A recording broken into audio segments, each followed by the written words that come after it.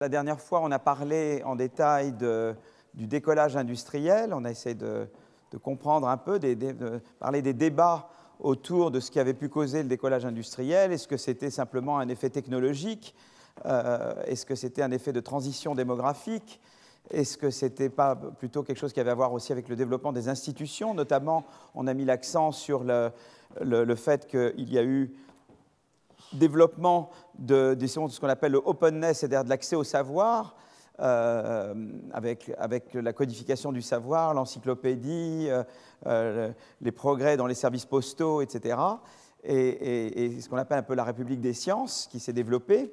Donc ça d'un côté. De l'autre côté, on a parlé des protections de droits de propriété, qui était un deuxième ingrédient très important pour générer de l'innovation. Et le troisième élément, c'est la concurrence qui existait entre pays européens, vous n'avez pas l'équivalent en Chine, et qui a pu expliquer pourquoi également c'est plutôt en Europe qu'a eu lieu le décollage industriel et pas dans d'autres pays qui avaient pourtant généré pas mal d'innovations technologiques au cours de l'histoire. Donc on a un peu présenté ces débats. Aujourd'hui, je vais parler d'autres choses. Enfin, je vais parler, donc c'est relié. En fait, la révolution industrielle, ça a été le début d'une vague technologique. Mais il y en a eu d'autres après, puisqu'il y a eu la vague de l'électricité. Donc, le décollage industriel, ça a été la vague de la machine à vapeur, et je vais revenir là-dessus. Ensuite, il y a eu deux autres vagues importantes, c'est l'électricité, et puis plus récemment, les technologies de l'information, de la communication, et l'intelligence artificielle, qui est une nouvelle vague technologique, quoi. Voilà, donc on va voir les similarités qu'elles ont, les différences qu'elles ont, et essayer de comprendre un petit peu ce qu'il y a derrière cette notion de vague technologique et ce que ça nous permet de comprendre sur le processus de croissance. Voilà, donc je vais parler de ça aujourd'hui, et donc voilà, donc je commence. Je vais peut-être retirer ma veste, voilà.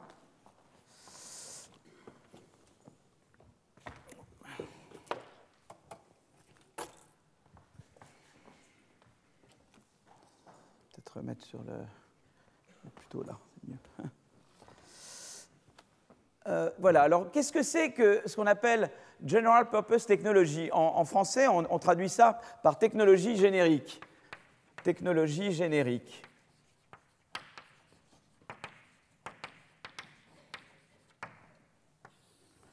Qu'est-ce que c'est qu'une technologie générique?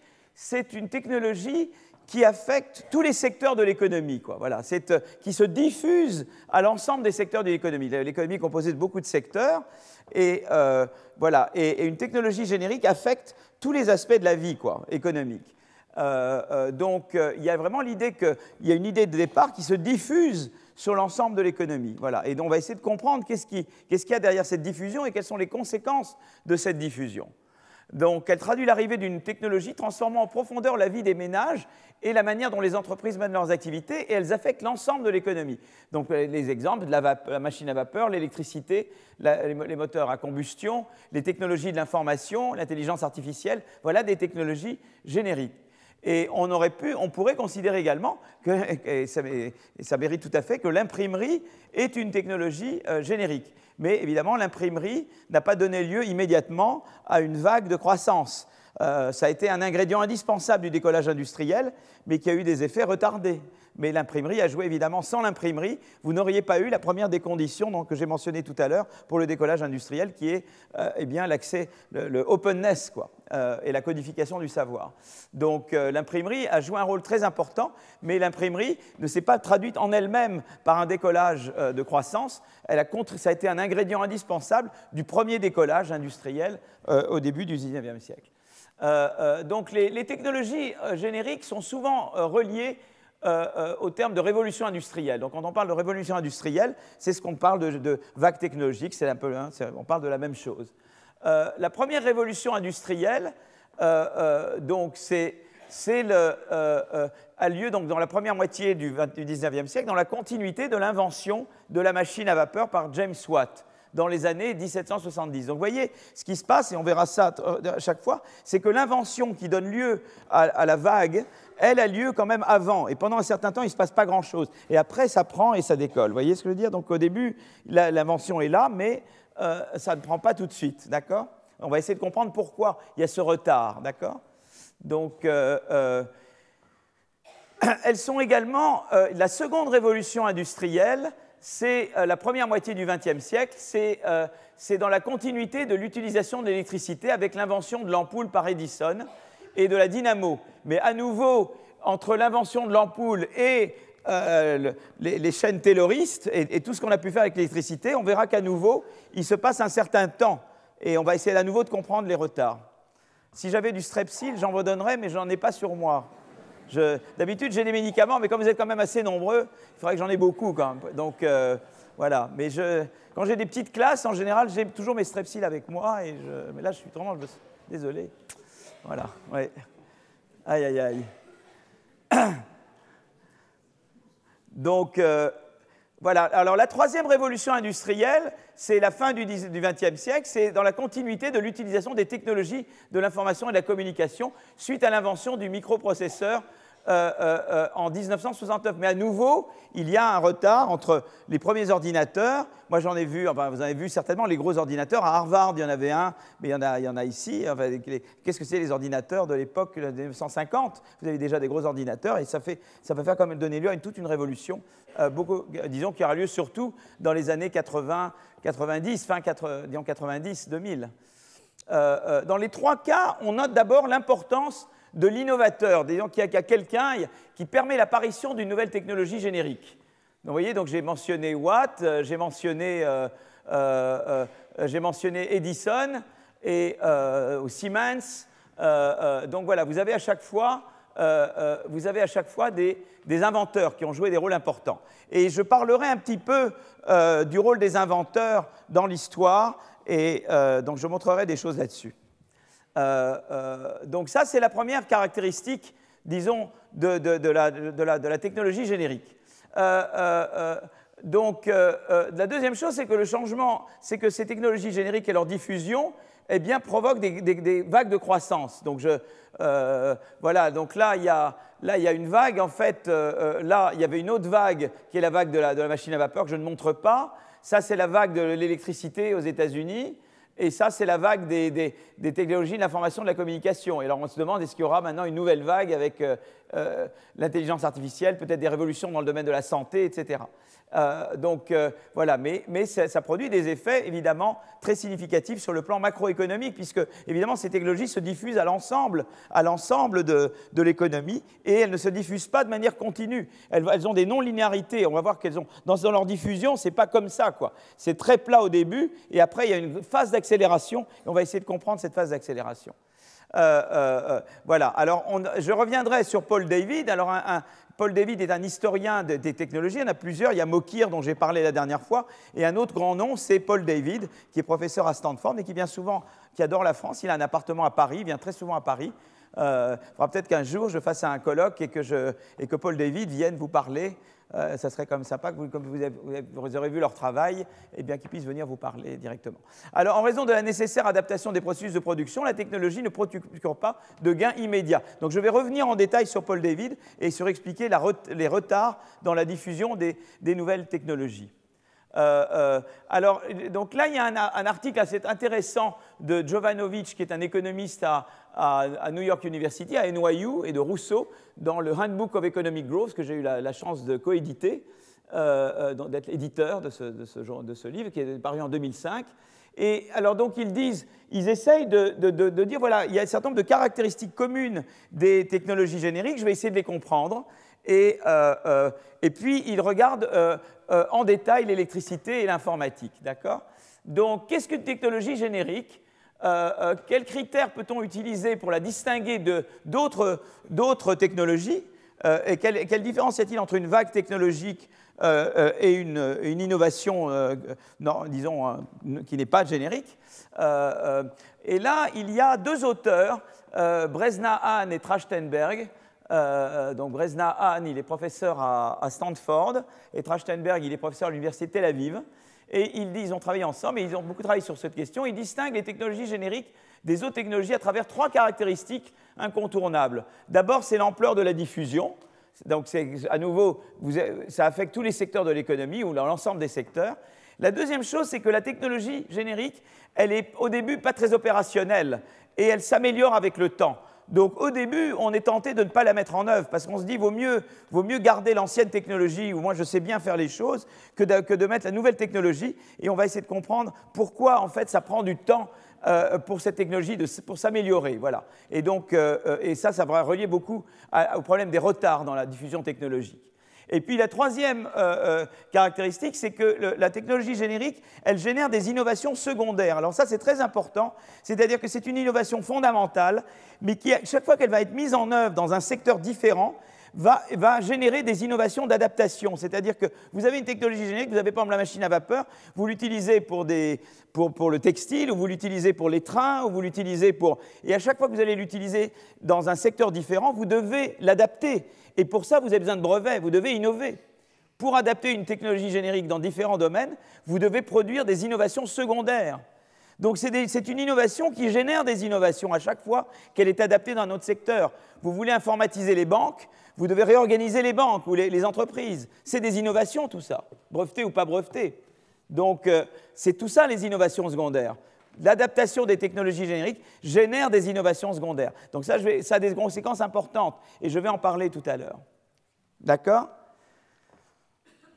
Donc voilà un peu les trois caractéristiques, donc je vais les considérer une par une. Alors d'abord, l'ampleur de la diffusion. Donc cette technologie générique, c'est une technologie qui se diffuse à l'ensemble de l'économie. D'accord ? Alors, par exemple, vous voyez ici, c'est un beau diagramme qui vous montre la part de la vapeur, vous voyez, qui vous montre l'importance en termes de sources d'énergie juste regarde. C'est l'importance de la vapeur dans l'input énergétique du secteur manufacturier et la part de l'électricité. Là, vous voyez, on est autour de l'invention de l'électricité et vous voyez que l'électricité aux États-Unis eh bien, va petit à petit gagner au détriment de la vapeur et la vapeur va baisser. Vous voyez ? Donc la vapeur qui était devenue très importante, eh bien, à partir du moment où l'électricité apparaît, eh bien, à mesure que l'électricité se diffuse dans l'économie, eh bien, là, il y a recul, vous voyez, de tout ce qui est basé sur, voilà, eau et vapeur, vous voyez. Donc tout ça baisse, vous voyez, tout ça réduit. Alors les moteurs à combustion aussi augmentent vous voyez, et culminent dans les années 40. Mais c'est intéressant de voir vous voyez, ce croisement. À mesure que l'électricité se diffuse, la machine à vapeur recule. D'accord ?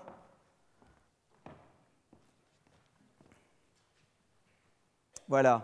Donc ça, c'est... alors, on va y aller petit à petit.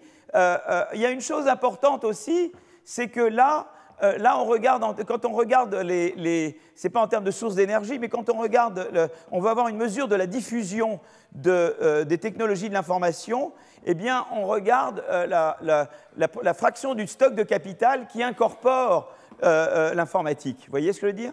Et on voit que, à nouveau, l'informatique, l'ordinateur a été inventé là, et vous voyez que la diffusion, c'est l'accélération a vraiment lieu dans ces années-là. Et c'est très important parce que je vais revenir tout à l'heure sur d'autres aspects, et vous voyez qu'il y a vraiment cette accélération. Pendant longtemps, il se passe peu de choses, et après, tout d'un coup, donc c'est à la fois l'équipement d'ordinateur et le software, et vous voyez, tout d'un coup, il y a explosion ici, quoi.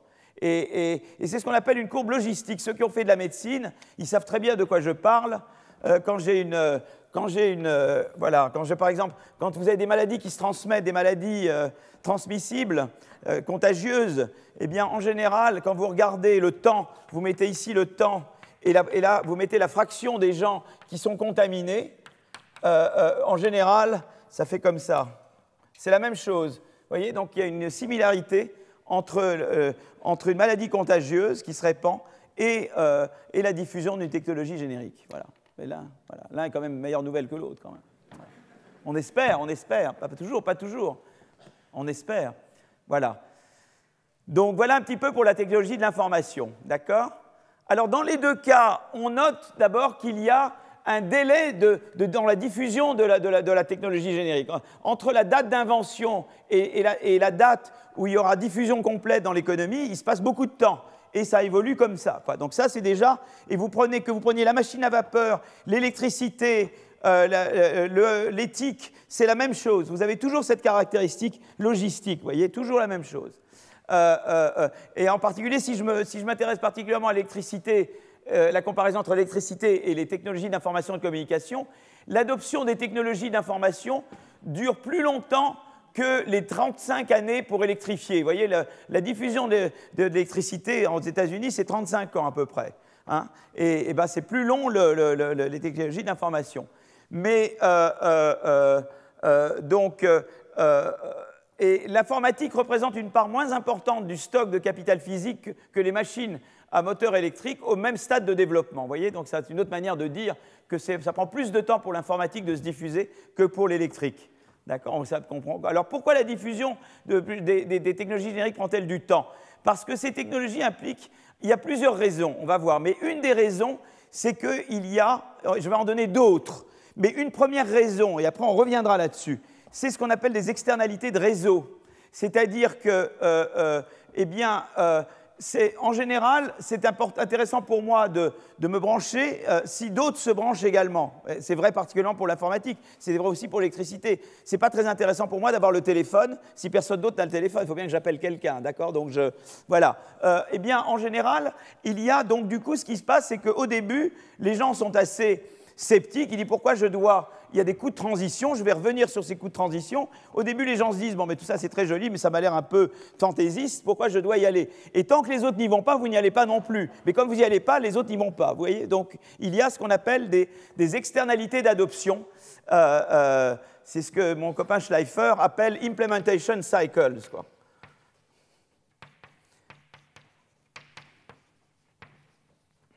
Voilà, j'adopte quand les autres, il y a ce qu'on appelle des complémentarités stratégiques. Ça ne vaut la peine pour moi d'adopter que si vous adoptez également. D'accord? Si vous n'adoptez pas, ça ne vaut pas la peine pour moi d'adopter. Voilà, donc ça c'est une des raisons.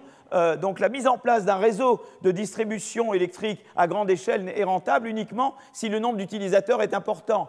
De même, le développement de l'informatique requiert une masse critique d'utilisateurs, en particulier quand il s'agit de l'utilisation de l'Internet.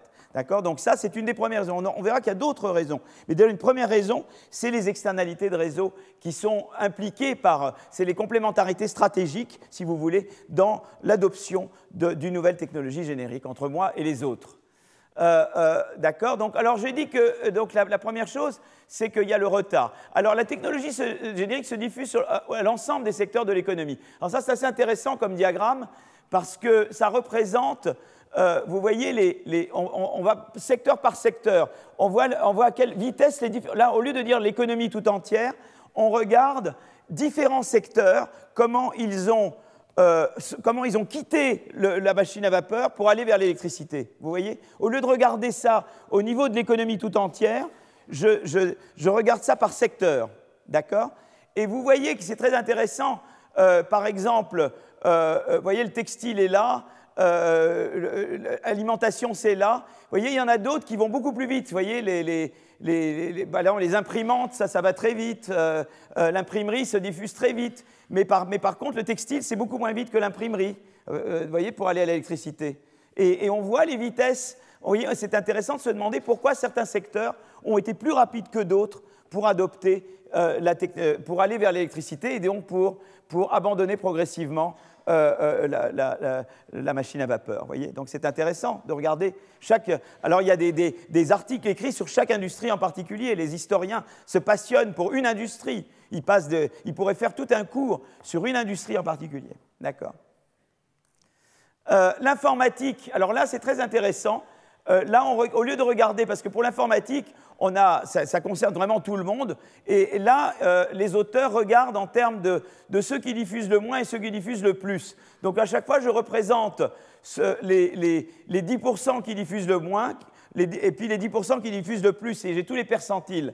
Et vous voyez qu'à nouveau, on voit à nouveau, et je représente en ordonnée la part du capital, du stock de capital qui incorpore de l'informatique, vous voyez? Et ça, c'est ceux qui en incorporent le moins et ceux qui en incorporent le plus. Et on voit toujours cette forme logistique, vous voyez? Pendant un certain temps, c'est quand même très peu, et c'est surtout tiré par ceux qui adoptent le plus. Vous voyez, je veux dire, c'est l'écart, quand il y a accélération, c'est aussi l'écart entre ceux qui adoptent le plus et les autres qui également grandit. Vous voyez, donc il y a la forme vous voyez, de logistique, mais en même temps, à ce moment-là, se creuse l'écart entre ceux qui adoptent et ceux qui n'adoptent pas, quoi. Donc ça, c'est très intéressant. Il y a des secteurs qui adoptent beaucoup plus que d'autres, et beaucoup de choses vont se passer là, et c'est eux qui tirent un peu l'économie. Et on va voir qu'il y a des conséquences très intéressantes en matière d'inégalité. Donc je reviendrai là-dessus. Donc secteurs ont adopté très vite, tandis que d'autres secteurs n'ont commencé à adopter les technologies de l'information qu'après 1985. Donc ça, c'est intéressant de voir qui adopte et qui n'adopte pas.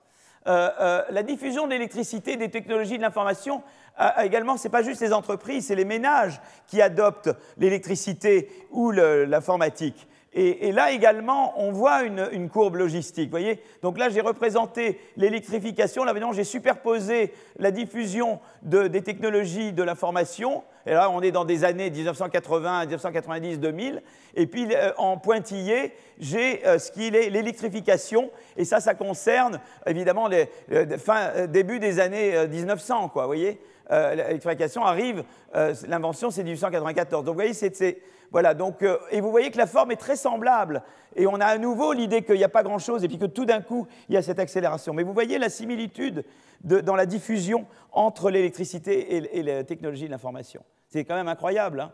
C'est très, très semblable, vous voyez, et ça concerne des choses très différentes quand même.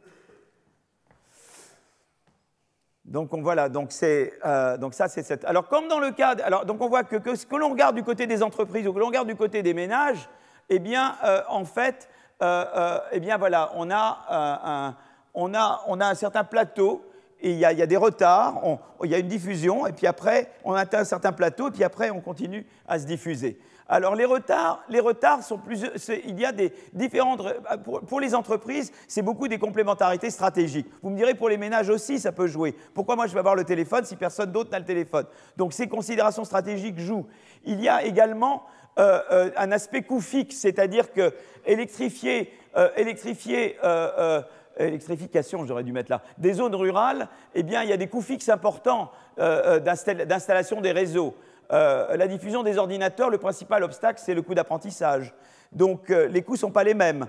Donc, il y a des externalités de réseau. Dans le cas de l'électricité, il y a des coûts fixes, parce que pour installer un réseau électrique, il faut qu'il y ait suffisamment de personnes qui l'utilisent. Et voilà, et donc là, il faut qu'on considère que ça vaut la peine de mettre ce coût fixe. Les ordinateurs, c'est plus au niveau des individus. Il y a un apprentissage à faire pour aller vers l'ordinateur et on ne sent la nécessité de le faire que si suffisamment d'autres gens l'ont fait ou bien s'il y a vraiment une volonté des gouvernements de dire, ben voilà, l'informatique, ça doit s'enseigner ou pousser beaucoup à ce que les gens apprennent. Par exemple, maintenant, avec la réforme de l'État, en France, on voudrait beaucoup pousser les gens à apprendre à faire les choses eux-mêmes sur ordinateur et donner des cours et les aider, etc. Voilà, on considère que ça permettrait de faire d'énormes économies sur les dépenses publiques et que ça vaut la peine d'investir dans l'éducation informatique de la population. Alors, donc, j'avais dit, la première caractéristique des technologies génériques, c'est l'ampleur de la diffusion. La deuxième, c'est que c'est des technologies où il y a ce qu'on appelle l'amélioration. Au début, quand on la met en œuvre, on n'est pas très efficace, mais on gagne en efficacité au cours du temps. Voilà. Au début, les premiers ordinateurs, c'est énorme, c'est moche, c'est gros, et puis après, on arrive aux ordinateurs, aux PC, quoi. Et après, on arrive à des trucs, des ordinateurs beaucoup plus petits et beaucoup plus performants. Donc, une technologie générique doit, à mesure qu'elle vieillit, améliorer son efficacité, sa qualité. Cela se traduit donc à une baisse des prix à qualité donnée. C'est-à-dire qu'évidemment, très vite, ce qui se passe, c'est que des nouvelles générations d'ordinateurs vont rendre les anciennes générations d'ordinateurs obsolètes. Et donc, les prix vont baisser très vite. Vous voyez ce que je veux dire? Donc, c'est ça qui va se passer. C'est qu'en général, vous allez avoir une première génération, une deuxième génération, et les prix à qualité donnée vont baisser très rapidement parce que vous aurez toujours des nouveaux prototypes plus performants, qui vont évidemment rendre les anciens moins performants et donc beaucoup moins onéreux. D'accord? Alors c'est pour ça qu'il y a la notion de Quality Adjusted Price of Capital, c'est-à-dire qu'on regarde toujours le prix ajusté pour la qualité. Ce qui compte, c'est le prix divisé par la qualité d'un bien. Et en général, ce qui se passe, c'est que pendant la phase d'accélération, eh bien, quand vous avez le prix divisé par la qualité tend à diminuer. Le prix des machines que vous pondérez par leur qualité tend à diminuer pendant les phases d'accélération. Voilà, c'est ça qui se passe. Vous avez une baisse du prix du prix pondéré par la qualité. Alors, donc à mesure que la technologie générique se diffuse, le prix du capital ajusté pour la qualité baisse. Et là, je vais vous montrer une figure qui montre une série ajustée du prix relatif de l'équipement ajusté pour la qualité par rapport au prix de la consommation. Et vous voyez ce qui est très intéressant, donc ça c'est le prix de l'équipement ajusté pour sa qualité, évidemment. Et vous voyez que dès qu'il y a, voyez l'électrification là, dès qu'il y a accélération dans l'électrification, vous voyez que le prix, vous voyez qu'il y a baisse par rapport, disons, à la tendance, vous avez une baisse du coût du capital pondéré par la qualité. Vous voyez, donc dès que vous avez ça, c'est très intéressant parce que, à nouveau, quand vous avez eu la vague des TIC, eh bien, vous avez observé une accélération dans la baisse des biens capitaux, vous voyez, des biens des machines, vous voyez, du prix des machines ajustés pour leur qualité. Voilà, et ça joue un rôle très important. Entre 1905 et 1920, eh bien, et après 1975, qui correspond à la période de diffusion de l'ordinateur, eh bien, vous allez voir que, vous voyez que là, c'est l'électricité qui fait baisser le prix des biens capitaux, et là, c'est la révolution des TIC qui fait baisser. Donc, chaque fois que vous avez une révolution technologique, ça se traduit par les prix des biens d'équipement. Ça les fait baisser, quoi. D'accord ? C'est une des manières de le mesurer. Vous pouvez le regarder par la proportion des secteurs qui adoptent ou n'adoptent pas, mais vous pouvez également le regarder par les prix. Les prix contiennent énormément d'informations.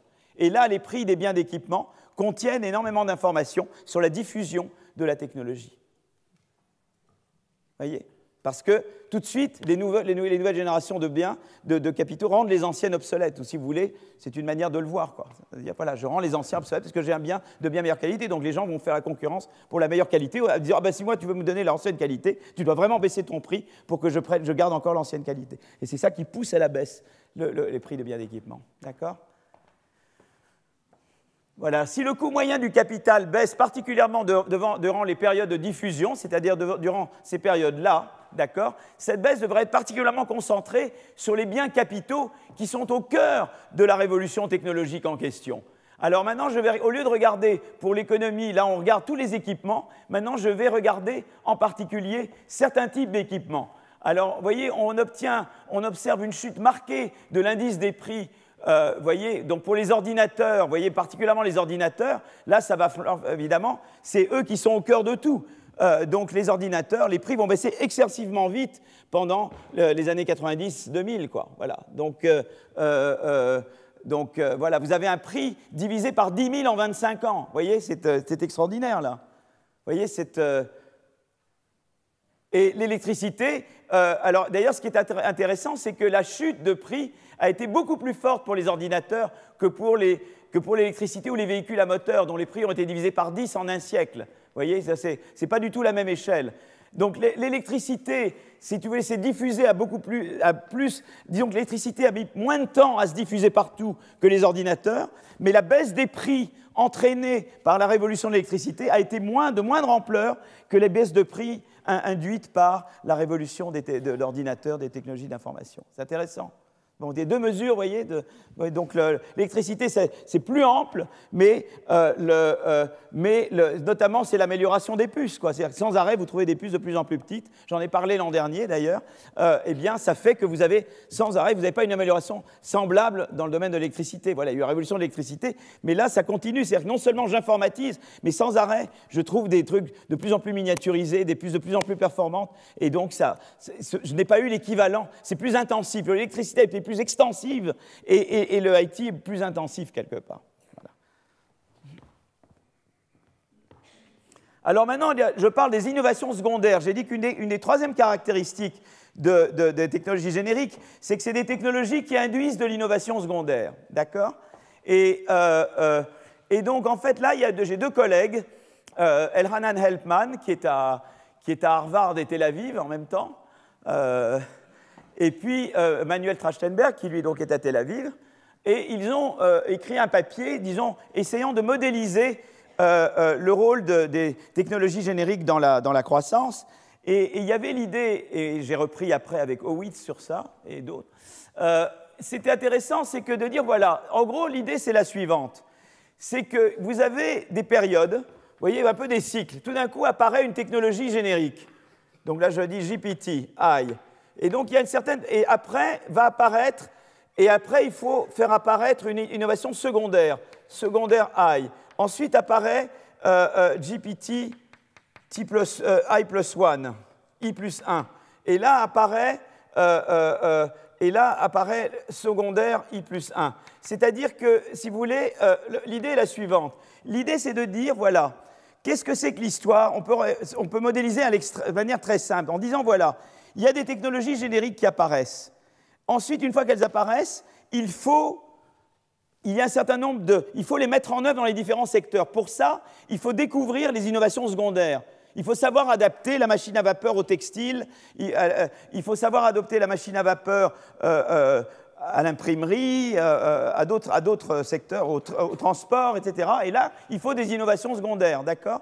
Donc, il faut découvrir ces innovations. Et puis après, il y a une nouvelle technologie générique qui arrive, et à nouveau, il faudra découvrir voyez, des innovations secondaires. Donc l'idée, c'est qu'à chaque fois que vous avez des technologies génériques, elles arrivent essentiellement, vous ne les planifiez pas. C'est-à-dire vous créez les conditions pour que ça puisse arriver. Évidemment, la recherche fondamentale, c'est important, permettre de faire, disons, de maturer des innovations de base. Je parlais des DARPA, moi, aux États-Unis, c'est toujours très utile. Mais voilà, vous ne maîtrisez pas complètement l'arrivée d'une technologie générique. Mais l'idée, c'est de dire, quand elle arrive, eh bien, après, il va y avoir toutes ces innovations secondaires qui vont se développer. Donc, quand apparaît une nouvelle technologie générique, des ressources vont être mobilisées dans la R&D pour générer des innovations secondaires indispensables, j'ai oublié le S, à la diffusion de la technologie générique. Et donc, c'est ça qui va se passer. Et une des choses qu'ils disent, c'est qu'ils disent, ben voilà, notamment, qu'est-ce qui se passe? C'est que quand vous faites ça, eh bien, probablement, après que vous aurez inventé la technologie générique I, à partir de ce moment-là, vous allez devoir mettre de la réallocation de ressources. C'est-à-dire qu'un certain nombre de gens qui produisaient vont cesser de produire et vont essayer d'expérimenter la nouvelle technologie. Donc ils ne seront peut-être pas productifs immédiatement. Pendant ce moment-là, il va y avoir un ralentissement. Vous voyez, donc c'était pour essayer d'expliquer, solo, pourquoi je vois les ordinateurs partout et pas dans les statistiques. Une des raisons, ça peut être les retards de réseau, c'est-à-dire des gens dont je parlais tout à l'heure, mais une autre raison qui est donnée là, c'est de dire, quand vous avez de la technologie générique, il faut expérimenter, quoi. Et quand j'expérimente, je ne produis pas. Je ne peux pas à la fois produire et expérimenter. Et donc, au début, c'est comme quand vous avez essayé de faire quelque chose de nouveau. Au début, vous le ferez moins bien que ce que vous faisiez avant. Donc, ça va être une baisse. Mais au bout du compte, vous serez bien. Mais il faut que vous vous rattrapiez, quoi. Et c'est ça l'idée, quoi. L'idée, c'est de dire, quand vous avez la découverte de cette eh bien, à ce moment-là, une partie des ressources vont être réallouées de la production vers la recherche, vers l'expérimentation, et l'expérimentation, ça marche ou ça ne marche pas, etc. Et dans cette période-là, eh bien, l'output risque de baisser parce que, voilà, ça met du temps, quoi. Je dois m'entraîner, je dois faire autre chose. C'est comme un boulanger, il peut soit uniquement passer son temps à produire du pain, soit faire des réparations à son four. Ben, c'est comme s'il disait, je répare mon four, quoi. Mais pendant qu'il répare son four, il produit moins. Voilà. Et là, il y a une baisse d'output, vous voyez. Et donc, voilà, c'est un peu cette idée-là. Et ça, c'est une autre idée. Donc, l'idée est de dire, il y a évidemment des externalités de réseau qui retardent, mais il se peut aussi que quand on regarde l'output, pendant cette période de diffusion, eh bien, au début, en tout cas, eh bien, les gens sont occupés à expérimenter. Et donc, comme ils expérimentent, eh bien, ça ne se voit pas dans les statistiques. Et ça, c'est quand même un problème intéressant. C'est comment on mesure. Quand Solow disait « je vois des ordinateurs partout, sauf dans les statistiques », c'est vrai que si on regardait l'output, le PIB, on ne le voyait pas, mais peut-être que plein de gens étaient occupés à expérimenter pour la nouvelle technologie qui a permis des grandes croissances après, vous voyez ce que je veux dire? Mais c'était une activité productive, mais elle n'est pas visible, elle n'est pas mesurée par le PIB. Vous voyez, donc ça, voilà, ça relie à le problème de la mesure. C'est des activités qui sont en fait productives à moyen et long terme, mais vous ne le voyez pas dans la production à court terme, d'accord? Si je répare mon four, ce n'est pas du PIB. Si je produis du pain, c'est du PIB. Vous voyez? Voilà. Donc voilà, ça c'est un peu leur modèle, et je reviendrai un peu sur ça. Alors, donc, qu'est-ce qui se passe? Donc, les technologies génériques aident à fabriquer. Alors, qu'est-ce qu'elles peuvent faire comme innovation secondaire? Eh bien, elles peuvent améliorer la fabrication de produits existants, c'est des innovations de procédés, ou permettre de développer des nouveaux produits. Et donc, les deux peuvent arriver. C'est-à-dire qu'une technologie générique, ça permet de... Ben voilà, l'Internet et la révolution TIC, ben voilà, vous avez plein de... Vous avez Uber, machin, la digitalisation permet plein d'autres produits nouveaux, mais ça permet aussi de réduire le coût de production dans des activités existantes. Donc, par exemple, des innovations de produits, de procédés, l'électricité en alimentant les usines en énergie de façon continue peut être considérée comme à l'origine de l'automatisation des processus de production. Hein, et j'en reparlerai de l'automatisation. D'accord ? En développement, de même avec l'informatique, en développant les capacités de simulation informatique, les TIC ont changé la façon de faire de la recherche empirique. Et donc ça, c'est... Voilà, on fait toujours de la recherche empirique, mais on le fait de manière beaucoup plus efficace avec les ordinateurs, les données, tout ce dont on dispose qu'on n'avait pas avant, quand on devait faire des... Ou bien maintenant, avec l'informatique telle qu'elle est aujourd'hui par rapport aux cartes perforées, qui était mon cauchemar dans ma jeunesse, voilà. Et je suis sûr beaucoup d'entre vous. Innovation de produits. Ben, le développement des TIC a par exemple favorisé la création des smartphones. Il n'y aurait pas de smartphone sans les TIC. D'accord, bon, ça c'est évident. Et plein d'autres produits qui vont avec. Donc ça c'est évident. Voilà des innovations secondaires. Mais on vous en donne à l'appel. D'accord ? Alors là, vous voyez, ce qui est très intéressant, c'est que une des mesures de la quantité d'innovation, évidemment qu'elle est imparfaite, mais malheureusement, on n'a pas 36 mesures. Une des mesures, c'est le nombre des brevets, ou les flux de brevets. Et vous voyez que ce soit l'électrification ou la révolution de l'information des télécommunications, eh bien vous voyez qu'il y a à chaque fois les brevets, vous voyez que les brevets ou les copyrights augmentent, c'est-à-dire à chaque fois ça a un effet sur les copyrights et sur les brevets, vous voyez, donc ils sont des mesures quand même d'innovation. Et donc, vous voyez, donc, ce qui se passe, c'est que vous avez votre technologie générique, et dans chaque secteur où elle se diffuse, eh bien, ça donne lieu à des brevets, comment je le fais là, comment je le fais là, comment je le fais là, et à chaque fois, vous avez beaucoup de nouvelles innovations qui apparaissent, et donc c'est tout à fait naturel qu'évidemment, chaque fois que vous avez une technologie générique, ça stimule évidemment le flux de brevets, d'accord ? Et l'innovation secondaire, mesurée par les flux de brevets. Alors évidemment, il y a aussi un aspect dynamique des entreprises, parce qu'évidemment, il y a un avantage des nouveaux sur les anciens. Les anciens, ils ont un coût de passer de l'ancien au nouveau, tandis que les nouveaux n'ont pas ce coût-là. Donc c'est un avantage des nouveaux par rapport aux anciens. Les nouvelles entreprises ne subissent pas de coûts liés au passage des anciennes technologies aux nouvelles technologies, et leur organisation est plus flexible, puisqu'ils peuvent l'adapter que pour les entreprises existantes. Donc l'arrivée d'une technologie générique est à l'origine, typiquement, donne un avantage aux entrants potentiels, et quand ils entrent, eh bien souvent, ça se traduit par, même toujours, par de la sortie, en tout cas, d'entreprises existantes. Donc, en fait, typiquement, ce qui va se passer, c'est que non seulement vous aurez plus de brevets, le flux de brevets va s'accélérer pendant la période d'accélération de diffusion d'une general purpose technologie, mais en même temps, la destruction créatrice va augmenter. Vous aurez plus d'entrées et de sorties pendant les périodes d'accélération de diffusion d'une general purpose technology. D'accord ? Donc ça relie vraiment, vous voyez, le processus à la dynamique des entreprises. D'accord ? Et vous voyez là, alors là, ce qu'on regarde, c'est qu'on regarde la valeur des entreprises qui rentrent. Vous voyez, la valeur vous voyez, au New York Stock Exchange en pourcentage de la valeur totale boursière.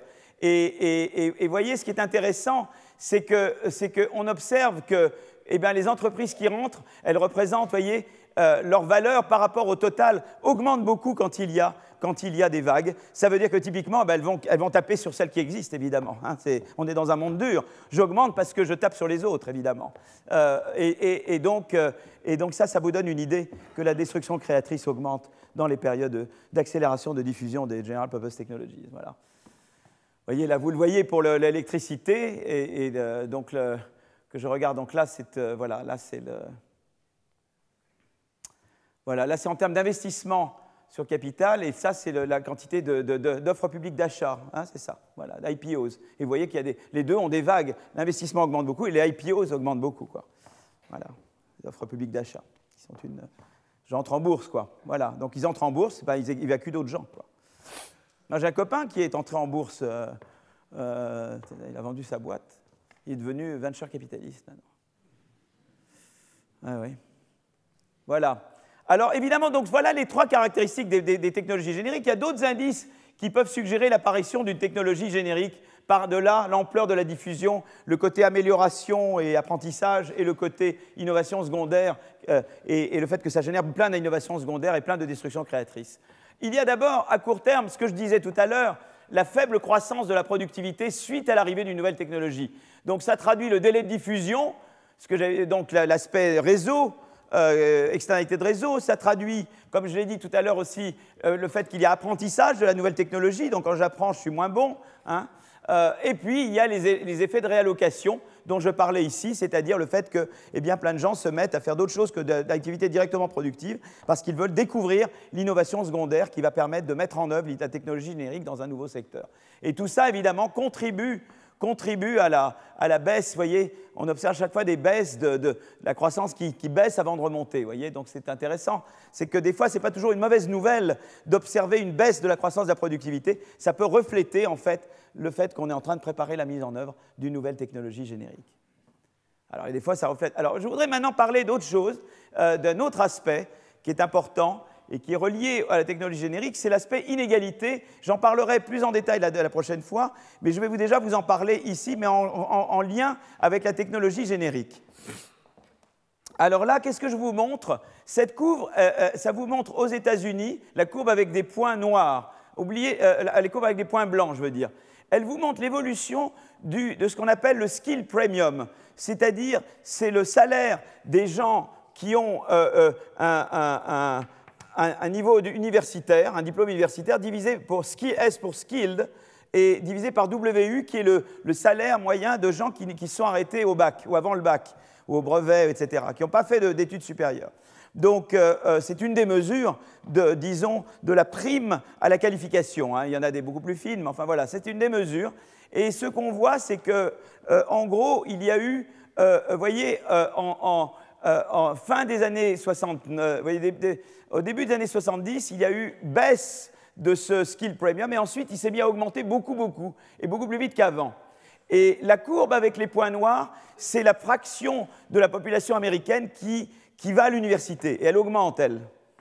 Donc on se demande pourquoi on peut se dire, c'est bien bizarre, parce que si la fraction des gens qui vont à l'université augmente par rapport à ceux qui ne vont pas, la rareté du travail qualifié par rapport au travail non qualifié devrait baisser. Donc on aurait dû observer une baisse continue du skill premium. Or, il baisse d'abord et il augmente ensuite. Et pourquoi il augmente? Voilà. Et bien, une explication, c'est que, en fait, et ça c'est la première énigme, d'accord? Pourquoi il augmente alors que, d'abord pourquoi il baisse et augmente, et pourquoi il augmente alors que l'offre relative de travailleurs, d'employés ayant un degré universitaire ne cesse d'augmenter. Donc ça, c'est la première énigme, d'accord? Il y a une deuxième énigme, c'est qu'on observe que la croissance des inégalités de salaire à partir des années 80 a lieu non seulement entre gens qualifiés et pas qualifiés, mais parmi des gens de même qualification. C'est-à-dire qu'au sein même d'un groupe d'éducation, on voit une augmentation des inégalités de salaire. Donc c'est intéressant. C'est une augmentation qui est à la fois entre niveaux d'éducation et au sein d'un niveau d'éducation. Et on veut comprendre pourquoi. Alors une explication, c'est les technologies génériques. Pourquoi? Parce que, vous voyez, voilà, ah oui, voilà. C'est-à-dire qu'en fait, voilà, qu'est-ce qui se passe pendant cette période-là? Pendant la période d'accélération de la technologie générique, qu'est-ce qui va se passer? Eh bien, pour installer des ordinateurs, vous avez besoin de gens qualifiés. Eh bien, la demande pour des gens qualifiés augmente très très vite. Alors, c'est vrai que l'offre relative de gens qualifiés augmente, mais la demande augmente plus vite que l'offre. C'est une course entre l'offre et la demande. Et donc, la demande augmente plus vite que l'offre, et du coup, c'est ça qui va pousser vers le haut, le WS sur WU. Vous voyez ce que je veux dire? C'est qu'il y a cette accélération. Et donc, en fait, qu'est-ce qui se passe? C'est que, en fait, pendant cette période-là, eh bien, cette période-là, c'est la période, justement, où il y a accélération dans la diffusion des technologies de l'information. Et ça fait une demande énorme pour des gens qualifiés. Et donc, voilà une explication naturelle de l'augmentation des inégalités de salaire. Vous voyez, c'est très relié au General Purpose Technology. Vous voyez? Et donc, c'est une courbe, bien que l'offre ait augmenté, la demande augmente beaucoup plus vite. Donc, tant pis si l'offre augmente. Elle n'augmente pas assez vite, l'offre, pour faire face à la demande. Et donc, il y a un premium énorme à la qualification qui augmente. Donc ça, c'est la première chose. Mais la General Purpose Technology, elle explique également pourquoi les salaires augmentent, les inégalités de salaire augmentent également à l'intérieur d'un niveau de qualification. Pourquoi? Parce que pour un même niveau d'éducation, moi et Simon, par exemple, Simon, il est adaptable et moi, je ne suis pas adaptable. C'est-à-dire que ce n'est pas seulement savoir, ce n'est pas uniquement avoir la qualification, c'est qu'il y a des gens qui, on ne sait pas pourquoi, ils s'adaptent mieux que d'autres. Vous voyez, les députés d'En Marche, il y en a qui sont meilleurs que d'autres, je ne vous donnerai pas de nom. Ils sont peut-être tous éduqués pareil, mais il y en a plus malins que d'autres. Je ne vous dirai pas ceux qui sont malins, ceux qui ne le sont pas. Voilà, mais, donc, ou malignes. Voilà, donc là, je vous ai tout dit déjà. Alors, donc voilà, parce que c'est les deux, c'est les études, mais c'est également, je vois comment je m'adapte, quoi. Vous voyez? Et c'est ça, parce que l'adaptation, c'est de voir, je vois comment je peux le faire là, quoi. Et ça c'est pas un truc purement, ça ne se ramène pas purement à des diplômes. Il y a des gens qui sont bardés de diplômes et qui ne voient pas comment adapter. Ou peut-être je peux adapter ce coup-là et pas voir pour le prochain coup. Et en fait, on s'est rendu compte d'une chose aussi, c'est que les inégalités de salaire à l'intérieur d'un niveau d'éducation sont assez temporaires, en fait. Je suis bon à adapter cette technologie-là, mais pas forcément la prochaine. Elles affectent la composante temporaire du revenu, plus que la composante permanente du revenu, pour en prendre un thème friedmanien. D'accord ? Donc c'est intéressant. Et c'est très lié à la notion de General Purpose Technology. On peut, à travers ce prisme de la technologie générique, comprendre l'évolution des inégalités de salaire depuis la dernière période. C'est important, ça, parce que tout le débat sur les inégalités, nous y reviendrons la prochaine fois, est très lié à la technologie quand même. On peut difficilement comprendre, c'est une de mes critiques à l'égard d'autres personnes qui travaillent sur les inégalités, c'est-à-dire que, je ne donne aucun nom, c'est de dire que c'est très d'abord, mais on ne peut pas comprendre vraiment l'évolution des inégalités uniquement en pensant en termes de rentiers et d'héritiers, quoi. Et souvent, et même ça, c'est très relié à de l'innovation. Donc, on ne peut pas faire abstraction de l'aspect changement technologique, innovation. Vous voyez, donc ça, c'est très intéressant. On comprend à travers la grille General Purpose Technology à la fois pourquoi il y a eu accélération des inégalités entre skilled et unskilled, entre qualifiés et non qualifiés, mais également pourquoi il y a eu une augmentation des inégalités de salaire au sein même d'un même niveau d'éducation. Il y a ceux qui ont su s'adapter vite à une nouvelle technologie, ou l'adapter, qui ont vu comment le faire, ou qui ont eu des circonstances facilitatrices, et d'autres qui ne les ont pas eues, qui n'ont pas vu comment faire. Et la prime à l'adaptabilité est énorme, quoi. Et voilà. Et donc, j'ai mon collègue Pierre-Michel Minguer qui travaille beaucoup sur le talent. Et il enseigne sur le talent. Vous devriez, parce que c'est il parle beaucoup de ces choses-là. Qu'est-ce qui fait que quelqu'un, c'est pas uniquement le diplôme qui détermine si tu vas avoir un super salaire, si tu vas avoir une super star. Il y a des gens à diplôme équivalent où les écarts de salaire se sont énormément accrus. D'accord ? Voilà. Donc, je voulais parler de ça. Alors, conclusion de cette partie-là. L'électricité et l'informatique sont pour la plupart des observateurs les deux technologies les plus génériques, les plus importantes du XXe siècle. Ces technologies remplissent trois critères importants. L'ampleur de la diffusion, ça se diffuse partout. L'idée qu'on n'est pas tout de suite au top, il faut un certain temps, mais je vais revenir là-dessus pour s'améliorer et améliorer l'utilisation de cette technologie. Et deux, ça génère des innovations secondaires. Alors que l'électricité a été plus largement et plus rapidement adoptée, l'informatique semble être technologiquement plus révolutionnaire et induire des baisses de coûts et des baisses de prix de capital ajustés pour la qualité beaucoup plus importantes que l'électricité. Voilà. Donc c'est intéressant de comparer les deux. Donc ça me fait la première partie et il est 14h47. Voilà. Ben, c'est bon, on est bon. On tient le... Alors il faut que je vois comment je baisse, Alors là, j'ai un petit problème. Ah voilà, je vois. Non, je vois comment je dois faire. C'est bon. Est-ce que vous êtes encore en vie? C'est formidable. Est-ce que je vais trop vite? Je vais trop vite? Un peu moins vite que la dernière fois quand même, non? Je ralentis un petit peu? Bon, alors, voilà. Alors, je vais parler de mon ami Paul David, qui est un homme vraiment merveilleux, vraiment grand plaisir toujours de parler avec lui. J'ai eu une fois une aventure intellectuelle qui m'est arrivée avec Paul David. Parce qu'on adore se voir, on tombe dans les bras l'un de l'autre. Hein, vraiment, on est toujours été quelqu'un que j'aime énormément.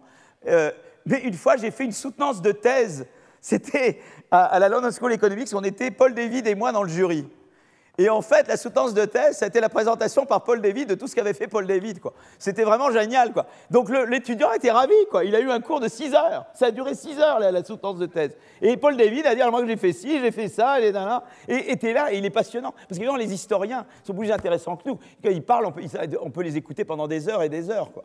Et la dynamo, et le machin, et ça dure 6 heures. Et tu te dis, mais t'as pas regardé ta montre? Mince, 6 heures sont passées. Bon, quelle note on met à l'étudiant? Il a été très sympa, il a bien écouté, on lui met 20. Voilà. Non, il avait fait une très bonne thèse, je rigole un peu, je plaisante. Mais voilà. C'était une sacrée expérience. J'ai eu un super cours particulier, quoi. Et l'étudiant aussi. Donc, voilà. Donc, technologie générique et productivité. Donc, il y a toujours le paradoxe entre l'apparition d'une technologie générique et une faible croissance de la productivité. Donc j'en ai déjà parlé, mais je vais revenir sur ça plus en détail par secteur. Vous voyez, les historiens, les économistes aiment bien voir au niveau macro les grandes explications, et les historiens, ils vont dans le détail de chaque révolution technologique, et c'est ça qu'on va faire un petit peu, d'accord? Donc je vais en cercle, mais en fait je vais en spirale. Vous voyez, l'idée c'est que je reviens toujours aux mêmes choses, parce que je pense que comme ça vous les assimilez, vous voyez. Si vous je reviens, mais j'espère que je ne fais pas du surplace et que je monte un peu quand même. Voilà. Alors, au début des années 90, Paul David constate que l'on passe, qu'il y a des vagues d'innovations majeures, microélectronique, technologie de communication, fibre optique, les matériaux composites, la biotechnologie, et qu'on ne voit pas une croissance réelle de la productivité. Voilà. Et le fameux paradoxe de Solow, on voit des ordinateurs partout, sauf dans les statistiques de productivité, d'accord? Donc, et là, on est juste avant la diffusion des TIC. Les TIC sont apparus déjà. Et là, on voit pour le moment, quand Solow parle, il parle en 87, c'est encore là. Bon, il en parle quand il a eu le prix Nobel, hein, c'est pour ça qu'il a s'exprimé à ce moment-là. Voilà. Alors, voilà Paul David. Voilà, here he is. Hein. Et le fameux papier qu'il a écrit, il a écrit plein de papiers, mais il y a un papier vraiment que tout le monde connaît. C'est comme le 7e saut de Bergman, quoi, ou c'est comme 8,5 pour Fellini, quoi. C'est An Historical Perspective on the Modern Productivity Paradox, la dynamo et l'ordinateur. Et l'idée, c'est d'aborder la question du lien entre révolution numérique et productivité sous l'angle de l'histoire économique. Il met en avant le rôle des coûts de transition pour passer d'une technologie générique à une autre, en faisant le parallèle à nouveau entre l'électricité et l'informatique, d'accord? Donc on va regarder, j'ai déjà parlé de ça tout à l'heure, mais lui prend des exemples très sympas, en tout cas que je trouve assez sympas. Donc, vous voyez, là, vous voyez, c'est intéressant parce que là, vous êtes avant l'électricité, vous voyez que ça baisse. Pourtant, Edison est déjà là, Edison est déjà arrivé. Et vous voyez qu'à cette époque, la croissance de la productivité, elle baisse. Et là, vous avez déjà les ordinateurs qui ont été inventés et vous avez la baisse de la croissance de la productivité. Vous dites, mais enfin, c'est quand même fou, on a ça et on baisse. Et là, maintenant, on a l'intelligence artificielle, on est en train de baisser. Mais là, c'est un truc un peu plus compliqué, auquel je reviendrai un peu plus tard. Donc, voilà. Alors, la dynamo. Donc la dynamo et l'ordinateur. La dynamo, c'est l'électricité, et l'ordinateur, c'est l'éthique, hein, d'accord. Donc, 68, la première dynamo électrique opérationnelle. 1879, la lampe à incandescence à filament de carbone d'Edison et Swan. Et comme on l'a vu tout à l'heure, en 1899 aux États-Unis, l'électricité est encore très peu répandue, aussi bien si on regarde les entreprises que si on regarde les ménages, d'accord. Donc, et pourtant, certains ingénieurs avaient déjà perçu les transformations de fond rendues possibles par l'arrivée de l'électricité. Donc là, je vous avais montré, je remets le diagramme que j'avais mis tout à l'heure. Vous voyez, on a déjà inventé l'électricité. Là, il ne s'est rien passé. On ne voit absolument pas de diffusion. Et c'est pareil après avec l'ordinateur. Donc, qu'est-ce qui se passe? Et lui, donc il y a les histoires que je vous ai racontées, mais lui, il va raconter des histoires un peu plus amusantes parce qu'elles sont au niveau vraiment, on rentre vraiment dans le détail, là. Alors, vous voyez, pour l'électricité, qu'est-ce qui se passait? Avant l'électricité, au début du 19e siècle, les usines étaient alimentées... non, là, ça va être la vapeur. Attendez, non, c'est l'électricité. Avant l'électricité, c'est ça. Les usines étaient alimentées en énergie par des moulins à eau. Vous voyez? L'arbre de transmission tournait à l'aide de la force de l'eau, et toutes les machines individuelles étaient ensuite reliées à cet arbre par des systèmes de courroies.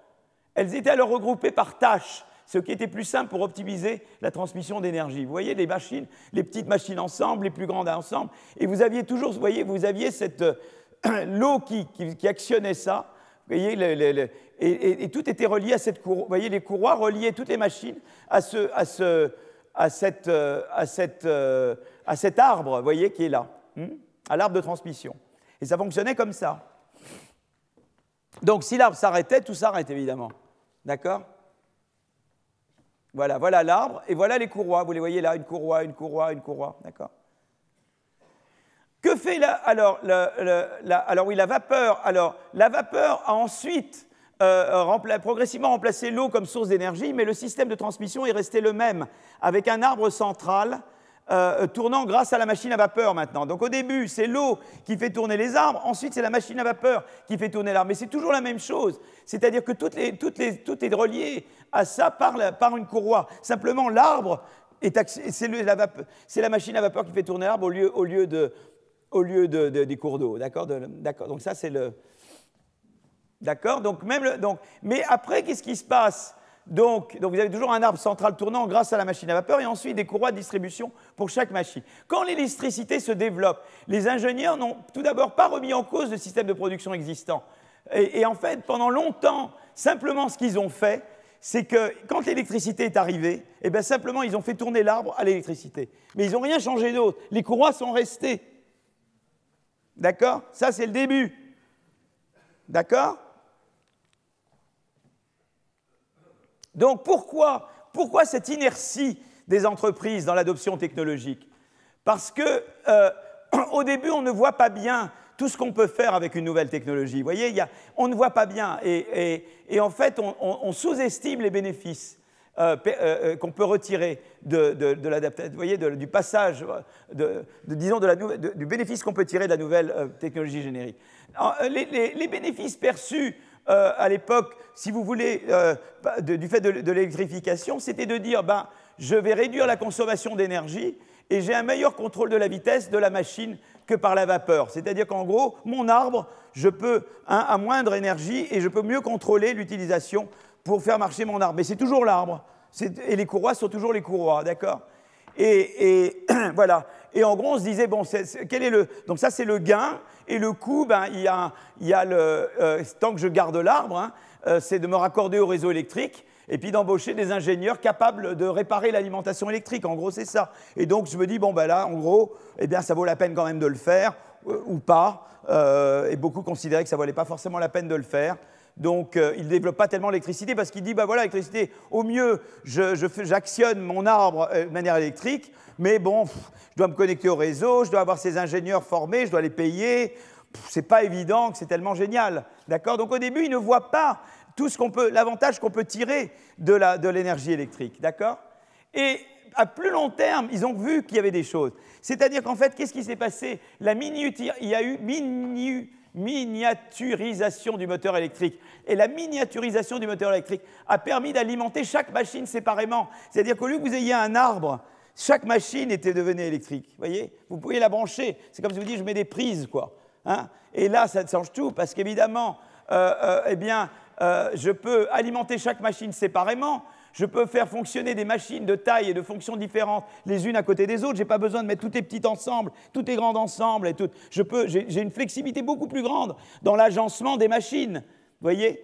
Et donc, en fait, du coup, grâce au fil électrique, vous reliez chaque machine au réseau sans impliquer la présence d'un arbre de transmission. Vous voyez? Et donc ça change tout. Ça change beaucoup de choses.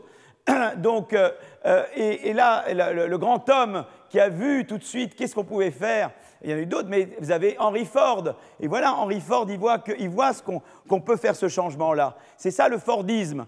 Le Fordisme, c'est qu'il a compris qu'on voit aller beaucoup plus loin que la simple électrification de la marche de l'arbre. Vous voyez, c'est qu'on peut se passer de l'arbre. Et comment on se passe de l'arbre? Eh bien, on abandonne donc le système d'arbre de transmission, vieux d'un siècle, et on peut repenser complètement le fonctionnement des usines. Vous voyez, on invente la chaîne de montage. Vous voyez, maintenant, ça vous paraît évident, les chaînes de montage. Avant Ford, il n'y avait pas. Enfin, on la repense, la chaîne. C'est autrement. Il dit, je peux faire ma chaîne de montage comme je veux. D'accord? Donc, il comprend à ce moment-là eh bien, il va construire des usines plus légères, avec un seul étage, alors qu'avant, avec le système d'arbre de transmission, il fallait le construire en hauteur. Ce passage du vertical à l'horizontal dans la structure de l'usine permet une plus grande flexibilité dans la mise en place des chaînes de montage. Je peux les ajuster. Avant, il fallait toujours relier avec la logique de l'arbre. Vous voyez, ça n'allait pas. Et puis, je peux surtout aussi, une chose très intéressante, je peux arrêter une machine défectueuse pour la réparer sans stopper les autres machines. Avant, vous stoppiez tout. Vous deviez stopper l'usine complète. Dès qu'il y avait un truc à réparer, tout s'arrêtait. Et maintenant, je peux réparer une machine et tout le reste continue à tourner. C'est quand même extraordinaire, c'est une révolution. D'accord?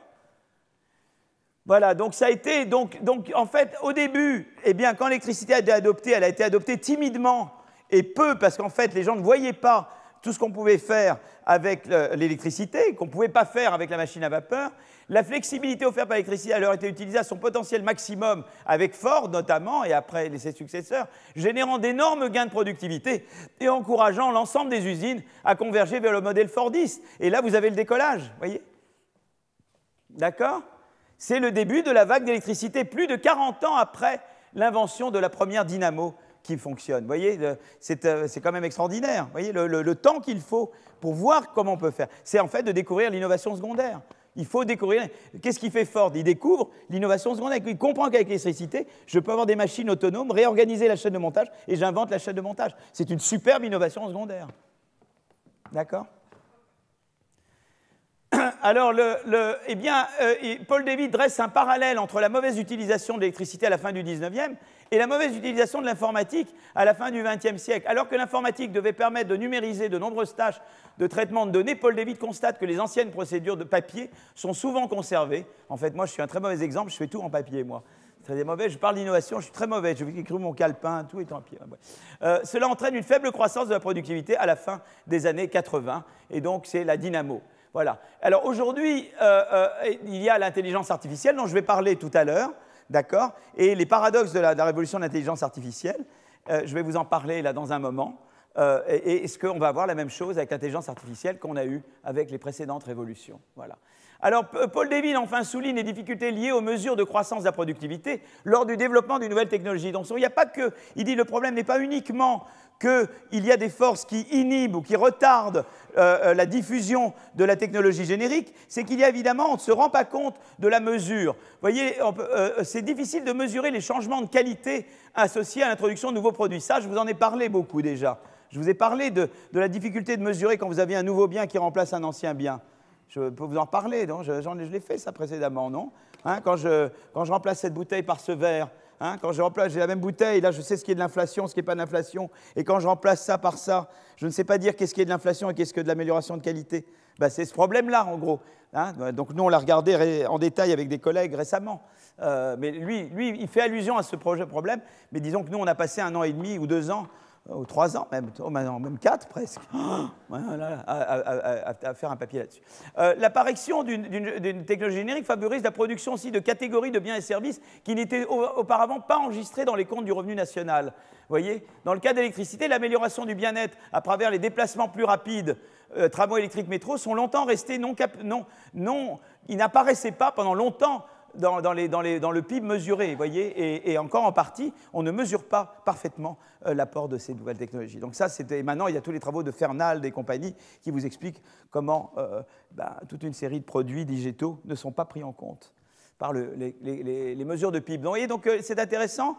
Effet de réseau, expérimentation coûteuse, peut-être effet de réallocation, certainement, mais également, les gens ne voient pas tout de suite comment faire les innovations secondaires. Et puis, il y a cette idée aussi de mesure, c'est-à-dire qu'on ne sait pas mesurer immédiatement tout ce qu'apporte une nouvelle technologie générique. Voilà. Donc ça prend du temps. Les instituts statistiques sont lents pour adapter, sont assez conservateurs et lents pour adapter. Nous, je dois dire, l'INSEE, c'est un des plus modernes. Hein. On est très bien, hein. Je trouve qu'on a beaucoup de chance. Je vais faire une bonne pub pour l'INSEE. Je trouve qu'on est un très bon institut statistique. Voilà. Conclusion, Paul Davies constate qu'on a mis 40 ans à optimiser l'utilisation de technologies comme l'électricité. Voilà. Il a fallu attendre beaucoup de temps avant d'observer des gains de productivité significatifs. Voilà. En particulier, il montre que l'industrie est restée prisonnière pendant longtemps du modèle de l'arbre de transmission pour la conception des usines. Elle a fini par en sortir avec la révolution fordiste. Et voilà.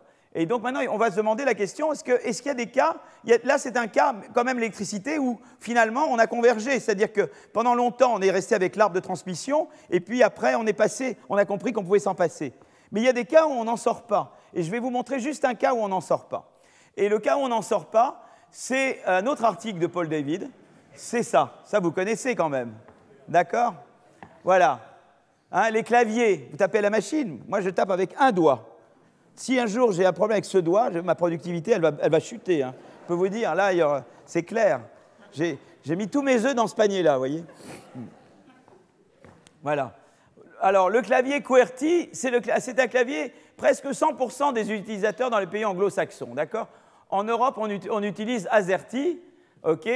Très proche de QWERTY. Pourtant, ces claviers ne sont pas optimaux. D'autres claviers permettent de taper à l'ordinateur beaucoup plus vite. Pourquoi est-ce qu'on utilise encore le QWERTY ou chez nous le AZERTY? Voilà. Alors l'histoire du QWERTY, voilà, vous allez apprendre des choses là. C'est bien qu'avec les historiens, on apprend vraiment des choses. Avec des gens comme nous, on ne sait pas trop ce qu'on apprend. Là, c'est vraiment des choses. Alors, Scholz, imprimeur de métier, invente la première machine à écrire.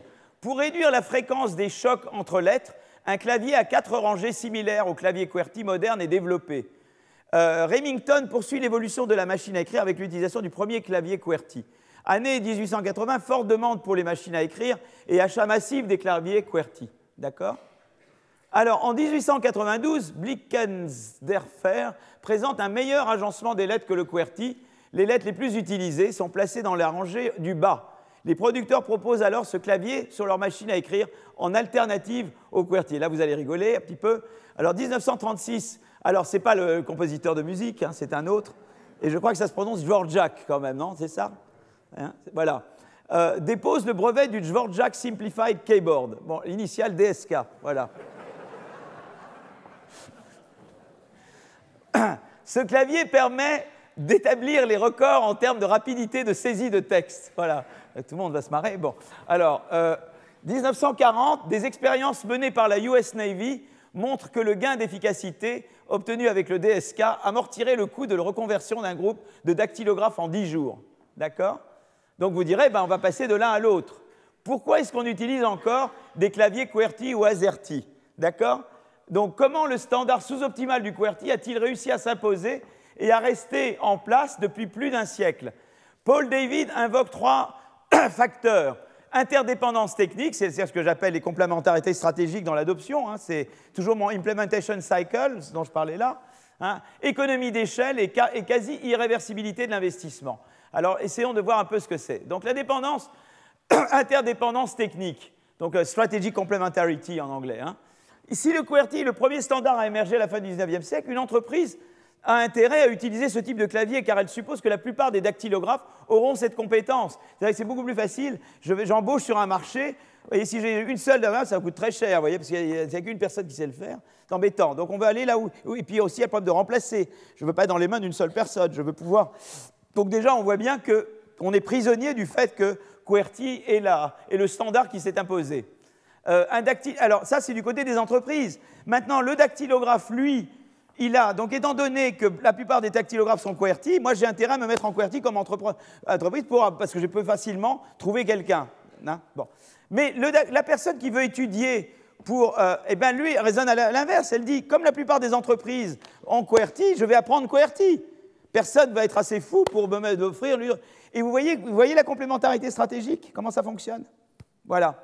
Et donc, on a un renforcement mutuel, interdépendance technologique qui favorise le QWERTY. Voilà. Donc, qui est le premier arrivé. Voilà, il y a une prime énorme au premier, quoi. Voilà. Parce qu'il y a des effets de réseau qui sont énormes. D'accord? Je vous en ai parlé tout à l'heure des effets de réseau. Mais dans le cas du QWERTY, ils ont été. Et ce n'est pas juste un retard qu'ils expliquent. Ils expliquent la paralysie, quoi. Ils expliquent l'impossibilité d'aller de l'un à l'autre. D'accord? Ensuite, ce qui se passe, il y a des effets d'économie d'échelle. C'est-à-dire, plus une économie converge vers un standard unique, plus les coûts moyens liés à ce standard sont faibles. C'est-à-dire que c'est vrai que QWERTY, c'est peut-être moins efficace que le DSK, mais d'un autre côté, comme je l'utilise à grande échelle, eh bien, par exemple, de trouver des machines à écrire ou des logiciels ou maintenant des ordinateurs QWERTY, ça ne coûte pas cher parce que c'est produit à grande échelle. Quand vous produisez à grande échelle, eh bien, vous gagnez sur les coûts fixes. Vous amortissez les coûts fixes sur une production beaucoup plus large. Donc, le coût de production est beaucoup plus faible. Où c'est beaucoup moins cher d'embaucher des gens qui connaissent QWERTY parce qu'il y en a beaucoup plus. Vous voyez? Donc, les coûts baissent. Voilà. Je n'ai pas besoin de former des dactylographes à de nouveaux claviers. Je n'ai pas besoin de proposer des machines à écrire à clavier alternatif. Voyez, l'industrie en général a donc intérêt à converger vers un standard unique, comme l'interdépendance technique le renforce, autant converger vers le QWERTY. Et puis vous avez le côté irréversibilité, quand les coûts de changement deviennent trop élevés, aucune entreprise individuellement n'est prête à passer vers un clavier alternatif, parce que là, dans ce cas-là, il y a tellement de gens qui ont adopté l'autre que vous vous dites c'est trop gros pour moi. C'est-à-dire que là, il y a un effet de personne ne veut être le premier, parce qu'en gros, c'est vous qui supportez tous les coûts et les bénéfices sont partagés par tout le monde, si jamais ça marche. Donc, qui veut être celui qui va se taper le truc? Personne ne veut se sacrifier pour les autres. Et là, c'est un effet, en anglais, de free riding. Personne ne veut être tout seul à supporter les coûts pour les autres, d'accord? Donc voilà, et là, ça explique. Alors, sortira-t-on un jour du QWERTY pour converger vers des claviers optimaux? Il faudrait peut-être une révolution équivalente à celle de l'invention de l'électricité. Pour le moment, la société reste bloquée dans une situation technologique sous-optimale. Voilà. Donc, je m'arrête là pour le moment. Il est 15h10. On reprend à 15h15. Et là, je termine et je fais la dernière partie. Voilà. Alors, je vais parler de... Alors, on peut dire, on me faisait remarquer, est-ce que je dois parler d'une vague indépendante de la révolution d'éthique ou de dire c'est en fait la continuation de la vague d'éthique? Peut-être, on peut le voir de l'intelligence artificielle. On peut dire que c'est l'informatisation poussée encore un stade plus loin, quoi. Mais, donc, on peut le voir de cette manière. Mais disons que ça a une caractéristique un peu spéciale, si vous voulez. En tout cas, c'est peut-être une dernière phase dans la révolution d'éthique. Donc on peut le voir de cette manière. Moi, je n'ai pas de... Et donc on peut dire, l'intelligence artificielle, c'est quelque chose qui peut nous faire... Donc là, ça monte, mais peut-être que pour nous, ça peut monter à nouveau, quoi. Vous voyez, là, ça baissait un peu. Et on peut se dire, pourquoi ça... Voilà. Qu'est-ce qui se passe avec ça? Donc en tout cas, c'est voilà, 2000, mais peut-être qu'encore il va se passer quelque chose ici. Mais ce qui est vrai que c'est intéressant, c'est que si je regarde cette dernière évolution, je la regarde du point de vue de dire, voilà, j'ai cette baisse de productivité maintenant. Et ce qui est intéressant quand même, c'est qu'on a vu qu'elle a provoqué une vague aux États-Unis avec toujours des retards. On a dit qu'il y avait eu des retards entre 1950, l'invention de l'ordinateur, et la vague qui est 90-2000. Il y a un retard, ça je l'ai dit. Mais ce qui a surpris, c'est qu'on a l'impression qu'il y a une explosion dans la digitalisation, dans l'utilisation du digital, et que parallèlement, il y a baisse de la productivité. Donc ça, c'est une chose qui a... Et ça, j'en parlerai encore la prochaine fois, mais ça, c'est quelque chose qui préoccupe évidemment les économistes. Ils se disent, voilà, mais pourquoi? C'est pas juste que... Vous voyez, tout à l'heure, Solo, c'était de dire, on trouve ces technologies, je les vois partout, je ne les vois pas encore dans la productivité. Là, c'est plutôt des retards, tandis que là, on a vu déjà un impact aux États-Unis de la révolution d'éthique. Il y a eu une augmentation très forte de la croissance de la productivité entre 1995 et 2005. Et puis, depuis 2005, il y a eu baisse à nouveau. Et on veut essayer de comprendre pourquoi il y a cette baisse. Voilà. Et donc ça, c'est voilà, donc ça, c'est un des sujets, voilà, qui va nous préoccuper. Donc là, moi, j'ai un petit peu réfléchi avec deux économistes, Ben Jones, qui est à Northwestern, et Chad Jones, qui est à Stanford, sur l'intelligence artificielle et le lien avec la croissance économique. Alors là, je l'ai mis en anglais, mais elles vont être traduites, ces slides, donc vous les aurez en français. D'accord? Je vais maintenant les traduire. Donc, qu'est-ce que c'est que l'intelligence artificielle? C'est la capacité d'une machine d'imiter l'intelligence humaine. Donc, on sait que les moteurs à combustion, l'électricité, les semi-conducteurs ont permis l'automation au cours du siècle dernier. Mais l'intelligence artificielle, disons que c'est un stade ultime de ça. Vous automatisez des tâches que vous n'auriez jamais pensé pour être automatisées, comme la conduite des voitures. On pense maintenant que des consultations médicales pourront être, voyez, en partie traitées par l'intelligence artificielle. Je ne sais pas si on en arrivera là, mais les gens commencent à se poser la question. Et l'idée, c'est que si vous voulez, c'est un stade ultime. Que permet l'intelligence artificielle? Elle permet d'automatiser dans la production des biens et services, mais elle permet également d'automatiser dans la production des idées. C'est-à-dire que non seulement je peux produire des biens et services avec des robots, mais je peux également automatiser la résolution de problèmes, la production d'idées, quoi. Et là, on se dit, mais alors c'est formidable, parce qu'on va arriver à l'abondance, à la superabondance. On va pouvoir créer ce qu'on appelle des singularités, c'est-à-dire l'abondance totale en temps fini, quoi. Parce que tout va être fait par des machines. Non seulement ils vont vous montrer, ils vont remplacer les hommes dans la production des biens et services, mais ils vont remplacer les hommes dans l'amélioration de la production des biens et services. Et donc, si on arrive à faire ça, alors là, on est tranquille, on peut aller passer ses vacances à je ne sais pas où, et voilà, et la machine fait tout pour vous, quoi. Voilà, donc alors la question d'abord, c'est de savoir est-ce qu'à partir de ce moment-là, on va avoir une croissance explosive ou alors à ce moment-là, on n'arrive pas à réconcilier ça avec la baisse observée de la croissance de la productivité, on ne comprend pas. Et puis la deuxième, et puis également, on essaie de savoir est-ce que vraiment on va arriver à quelque chose de... Et on se demande un petit peu, voilà, donc, et en fait, les questions qu'on se pose, c'est un peu l'effet de ça sur la croissance, l'effet de ça sur l'emploi, l'effet de ça sur les inégalités, et donc, cette fois-ci et la fois prochaine, je vais parler de ça. L'intelligence artificielle, est-ce que d'abord c'est clair que ça va être l'explosion de croissance à laquelle on pense et qu'il y a des forces qui vont agir contre, qui vont empêcher cette explosion de croissance qu'on est en droit d'attendre de cette digitalisation? 2, quel est l'effet sur l'emploi? Est-ce qu'on est condamné au chômage de masse ou pas? 3, est-ce qu'on est condamné à une explosion des inégalités ou pas? Et en gros, voilà les grandes questions qui se posent voyez, à l'orée de cette révolution. Voilà, alors déjà dans la production, alors je ne veux pas vous imposer de maths, je vais juste vous expliquer ce que c'est que ce truc. Vous n'avez aucune peur à avoir. En gros, qu'est-ce que c'est? C'est que vous produisez avec des tâches. Ça, c'est comme des tâches, vous voyez? Je produis avec la tâche 1, la tâche 2, la tâche n. La tâche 1, elle peut être non automatisée, donc elle utilise du travail, L for labor, ou elle est automatisée, elle utilise du capital. Et en gros, qu'est-ce qui se passe? C'est que l'automation, ça veut dire que vous avez de plus en plus de tâches qui peuvent utiliser du capital. Et quel est l'avantage du capital sur le travail? C'est que la force de travail, en général, la croissance, la démographie est assez stable, on augmente, mais enfin, tandis que le capital, c'est un bien reproductible. Donc, normalement, vous pouvez faire beaucoup plus. Si vous pouvez remplacer du travail par du capital, vous décuplez votre force de production parce que le travail est limité, tandis que le capital, il se reproduit lui-même. On peut en produire en quantité illimitée. Et c'est ça l'avantage, vous voyez, je veux dire, c'est ça qui fait que ça peut vous donner une croissance explosive, d'accord? Donc, au début, il y a le premier qui a fait ça, c'est quelqu'un qui s'appelle Zera, Joseph Zera, qui est israélien et qui est à l'université de Jérusalem, voilà. Et il a développé ce premier modèle de mécanisation, d'accord? Et il a montré qu'en fait, au total, quand on agrège entre capital et travail, eh bien, on a une force comme ça, mais que l'automation, ce qu'elle fait, c'est que la croissance, vous la générez à la fois par la croissance, le progrès technique, je vous en avais parlé, c'est la croissance du A, et également par une augmentation. Qu'est-ce que fait la mécanisation?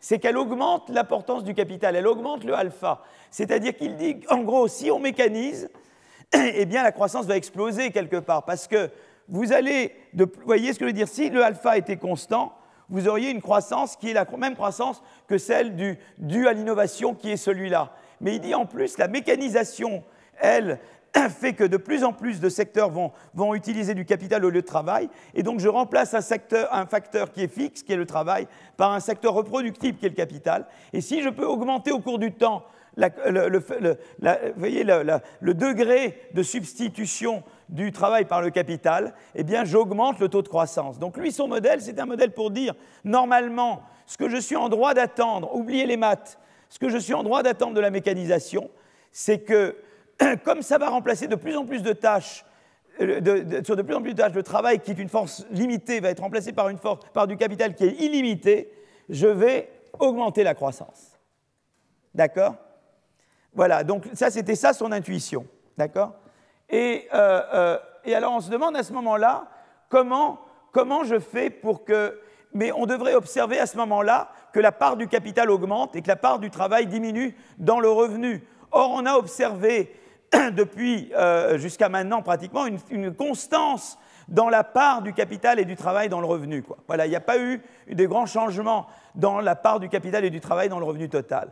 Donc, les gens disent c'est bien gentil ce modèle de Zera, mais il n'est pas très réaliste parce qu'on observe en gros que, d'abord, la croissance n'a pas explosé, loin s'en faut, et 2, la part du capital et du travail dans le revenu sont restés assez constants. D'accord? Alors, comment expliquer ça? Je vais vous le dire en mots. Est-ce que vous suivez en mots? Levez la main si ce que je dis n'est pas compréhensible. La première explication, c'est des collègues à moi qui s'appellent Acemoglu Restrepo. Lui, Acemoglu est prof au MIT. Restrepo, maintenant, était étudiant d'Acemoglu. Il est prof à Boston University. Et ils disent, en gros, voilà, ils disent, en fait, qu'est-ce qui se passe? C'est que je produis, les tâches, elles ne sont pas immuables. Ce n'est pas comme ici où c'est toujours les mêmes tâches. Vous avez des tâches qui sont... Il y a les vieilles tâches et les nouvelles tâches. C'est-à-dire qu'en gros, il y a des... C'est vrai qu'il y a des tâches, mais il y a les vieilles tâches, on s'en moque. Il y a sans arrêt des nouvelles tâches. Donc eux, ils sont dans un monde dans lequel c'est vrai que les tâches existantes sont automatisées, mais ça permet de libérer du travail qui va aller travailler sur de nouvelles tâches, pour de nouveaux produits. Et donc le monde dans lequel ils sont, c'est un monde dans lequel vous automatisez les tâches existantes, mais vous continuez sans arrêt d'élargir la panoplie de biens que vous produisez, et dans les nouvelles productions, là, vous avez besoin de travailler au début. Et donc, c'est comme ça qu'ils expliquent la constance de la part du capital, de la part du travail. Ils disent, bon, c'est vrai que l'automatisation va tendre à faire baisser, à remplacer le travail par le capital, ce qui va faire une pression à la baisse de la part du travail dans le revenu national.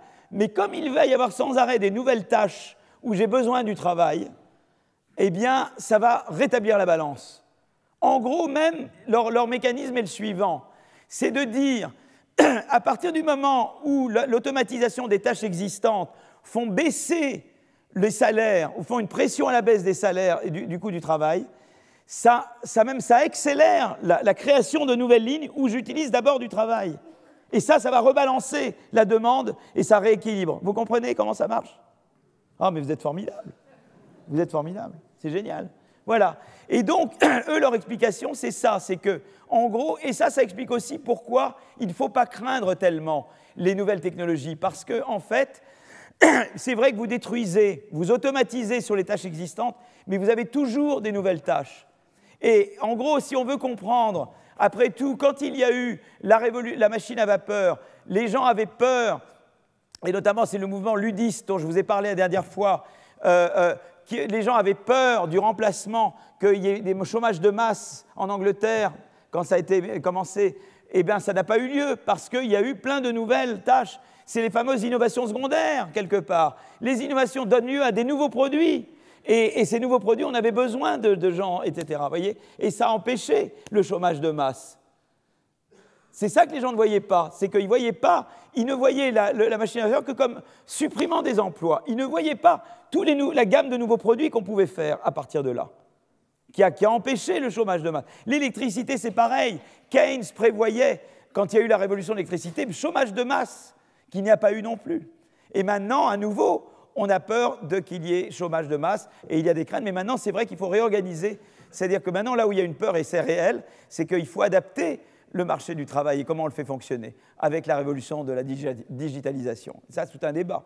Voilà, mais donc c'est intéressant, c'est que la vision Acemoglu Restrepo, elle vous explique à la fois pourquoi il ne faut pas avoir nécessairement peur, ce n'est pas un optimisme anglossien des révolutions technologiques, parce que si vous automatisez des tâches existantes, néanmoins, vous ouvrez la possibilité à la création de nouvelles tâches qui va refaire repartir vers le haut la demande de travail. Et donc, à la fois, vous allez préserver l'emploi et la part des salaires dans le revenu. Donc, ça, c'est une question intéressante. Donc, ça, c'est un aspect intéressant. Il y a une autre raison pour laquelle il ne faut pas avoir peur. L'autre raison, c'est le Baumol-Cause disease. Et je ne vais pas vous mettre d'équation parce que je n'ai pas envie de vous en montrer. Baumol-Cause disease. Alors, je ne sais pas comment je pourrais le traduire en français, Baumol-Cause disease. Hein. Je vais essayer de trouver une traduction. Baumol, c'est Baumol. Ça se traduit, c'est très facile. Hein. Grand économiste, d'ailleurs, sous-reconnu, injustement traité par la profession économique, je dirais, qui a eu des grandes idées. Hein. Et c'est l'idée la suivante. En gros, c'est quoi? C'est qu'on a l'avantage de ses inconvénients ou l'inconvénient de ses avantages. En gros, dans le monde je vais vous le faire très simple, dans le monde, donc, on produit à partir de travail, labor, et de capital, K, d'accord? qu'est-ce qui se passe? Alors, effectivement, avec l'automation, on automatise de plus en plus de tâches, mais il y a deux mondes différents. C'est-à-dire qu'il y a un monde où le travail est indispensable. C'est-à-dire qu'on ne peut pas complètement se passer du travail, quoi. Alors, si on est dans un monde comme ça, qu'est-ce qui se passe? Eh bien, à partir du moment où le capital, où de plus en plus de tâches vont être automatisées, il va y avoir l'abondance de capital dans l'économie va rendre le travail plus rare relativement au capital. Et ça, c'est un effet de rareté qui va compenser le fait que vous mécanisez. Vous mécanisez plus de tâches, mais comme le travail est indispensable, sans le travail, vous ne pouvez pas faire ça. Eh bien, les employés, le travail peut demander un salaire plus élevé parce qu'il est indispensable. Vous comprenez? Donc, en fait, même si en quantité, le capital prédomine dans l'économie, en prix, le travail va rattraper parce que le travail est indispensable. C'est-à-dire c'est le facteur rare qui impose sa loi. C'est ça le Baumol cost disease. Vous avez un facteur rare et un facteur pas rare. Eh bien, vous êtes dans les mains du facteur rare. Vous comprenez ce raisonnement? Mais vous êtes fantastique. C'est génial. Vous avez compris ça, vous avez tout compris. Tout maintenant, c'est tout ce que je vais faire, c'est simplement de continuer ce truc-là. D'accord? Donc, quelque part, voyez, l'abondance du capital et des tâches utilisant le capital va rendre le travail encore plus rare et donc augmente sa valeur. Il y a beaucoup plus de tâches qui vont se développer, qui vont utiliser du capital, mais ils ont toujours besoin d'utiliser un peu de travail. Et comme ils ont besoin d'utiliser un peu de travail, le travail maintient son salaire. Donc quand vous êtes dans un monde où jamais vous ne pouvez vous passer du travail, eh bien, et il y a une fraction constante des tâches existantes qui s'automatisent, voyez, mais il y a toujours besoin, elles ne s'automatisent jamais toutes, et vous avez toujours besoin de travail. Donc les tâches qui utilisent du travail sont toujours indispensables à l'économie dans son ensemble. Eh bien, dans un cas comme ça, qu'est-ce qui se passe? Voilà, ça, c'est le cas où la croissance des secteurs qui s'automatisent est toujours une fraction des secteurs pas automatisés. C'est-à-dire, en gros, ce qu'on dit là, c'est que vous voyez, il y aura toujours des secteurs qui ne seront pas automatisés. Et la vitesse à laquelle on automatise dépend de la fraction des secteurs pas automatisés. Eh bien, à ce moment-là, vous générez facilement que la croissance reste constante à long terme, voyez, et également, vous obtenez que la part du capital, voyez, dans le revenu, qui est le alpha K qui est là, eh bien, converge vers quelque chose de constant. C'est-à-dire parce que vous avez l'effet prix dont je vous ai parlé, qui compense l'effet de quantité, à cause de la rareté. Voilà. C'est ça qui est assez remarquable. Vous n'avez même pas besoin d'invoquer les nouvelles lignes d'Acemoglu-Restrepo. Rien qu'avec l'effet Baumol, vous l'avez. C'est ça qu'on a fait avec Jones et Jones. Vous voyez, vous comprenez? C'est fort le mécanisme des prix. C'est ça que je voudrais apprendre dans les programmes d'économie. Vous voyez, beaucoup de gens, quand ils ne connaissent pas l'économie, c'est qu'ils voient les effets quantité et ils ne voient pas les effets induits sur les prix. Comprendre l'économie, c'est comprendre que beaucoup se passe par les effets induits sur les prix. Vous voyez? Vous rendez le travail plus rare, ben, vous avez un effet salaire qui compense l'effet d'abondance du capital. Donc évidemment, plus de biens capitaux vont être rémunérés, mais moins parce qu'ils sont moins abondants, ils sont plus abondants. D'accord? Donc c'est très intéressant parce qu'on est loin de l'apocalypse, c'est-à-dire que c'est vrai il y aura beaucoup de biens capitaux autour de nous, beaucoup de choses mécanisées, mais si on est indispensable, eh bien on vaudra encore beaucoup plus, quoi. Alors on le sera d'autant plus qu'on sera éduqué. L'éducation, c'est important, évidemment. Être formé, être éduqué, ça c'est la clé de tout, évidemment. J'y reviens tout à l'heure, d'accord? Mais ça vous donne déjà l'idée de pourquoi on a ces forces contradictoires. Donc d'abord, si je devais vous demander, si je devais faire passer un examen ici, je ne le ferais pas, évidemment, parce que d'abord, je vais corriger 500 copies ou 450 copies, c'est quand même long, et vous n'aimeriez pas. Eh bien, l'un, c'est de dire qu'il y a des nouvelles lignes, et l'autre, c'est l'effet Baumol. Voilà, l'effet, vous voyez, l'effet de rareté qui compense, qui fait que la valeur qu'en fait, la part du travail dans le revenu, en fait, est sous contrôle. Voilà. Alors maintenant, qu'est-ce qui se passe? Ça, c'est le scénario où le travail est indispensable. Maintenant, il y a toujours, ça, c'est le scénario où le travail reste toujours indispensable. Là, on a Baumol. Mais il y a le scénario alternatif où, en temps fini, autre scénario, au bout d'un certain temps, au bout d'un temps T,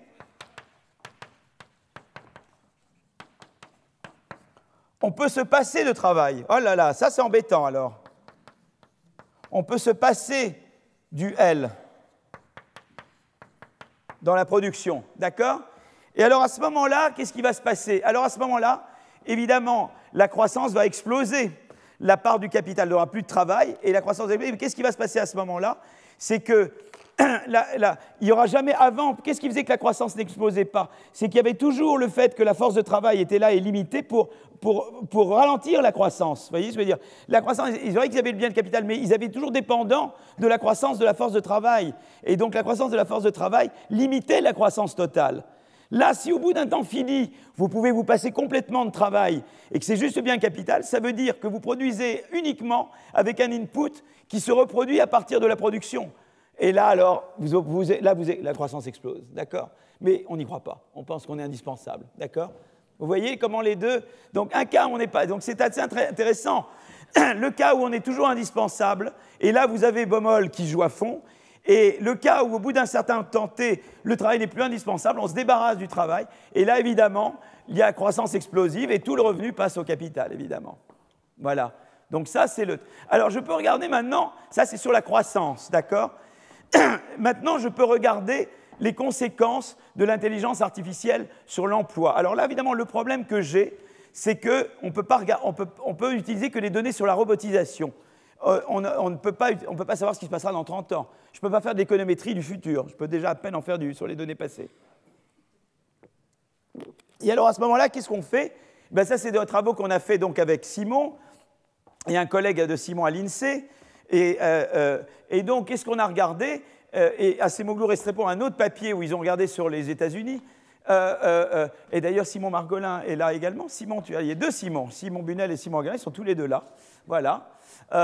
Donc, toutes les erreurs sont sur eux et tout le mérite est sur moi, évidemment. Hein. Ça va sans dire. Voilà.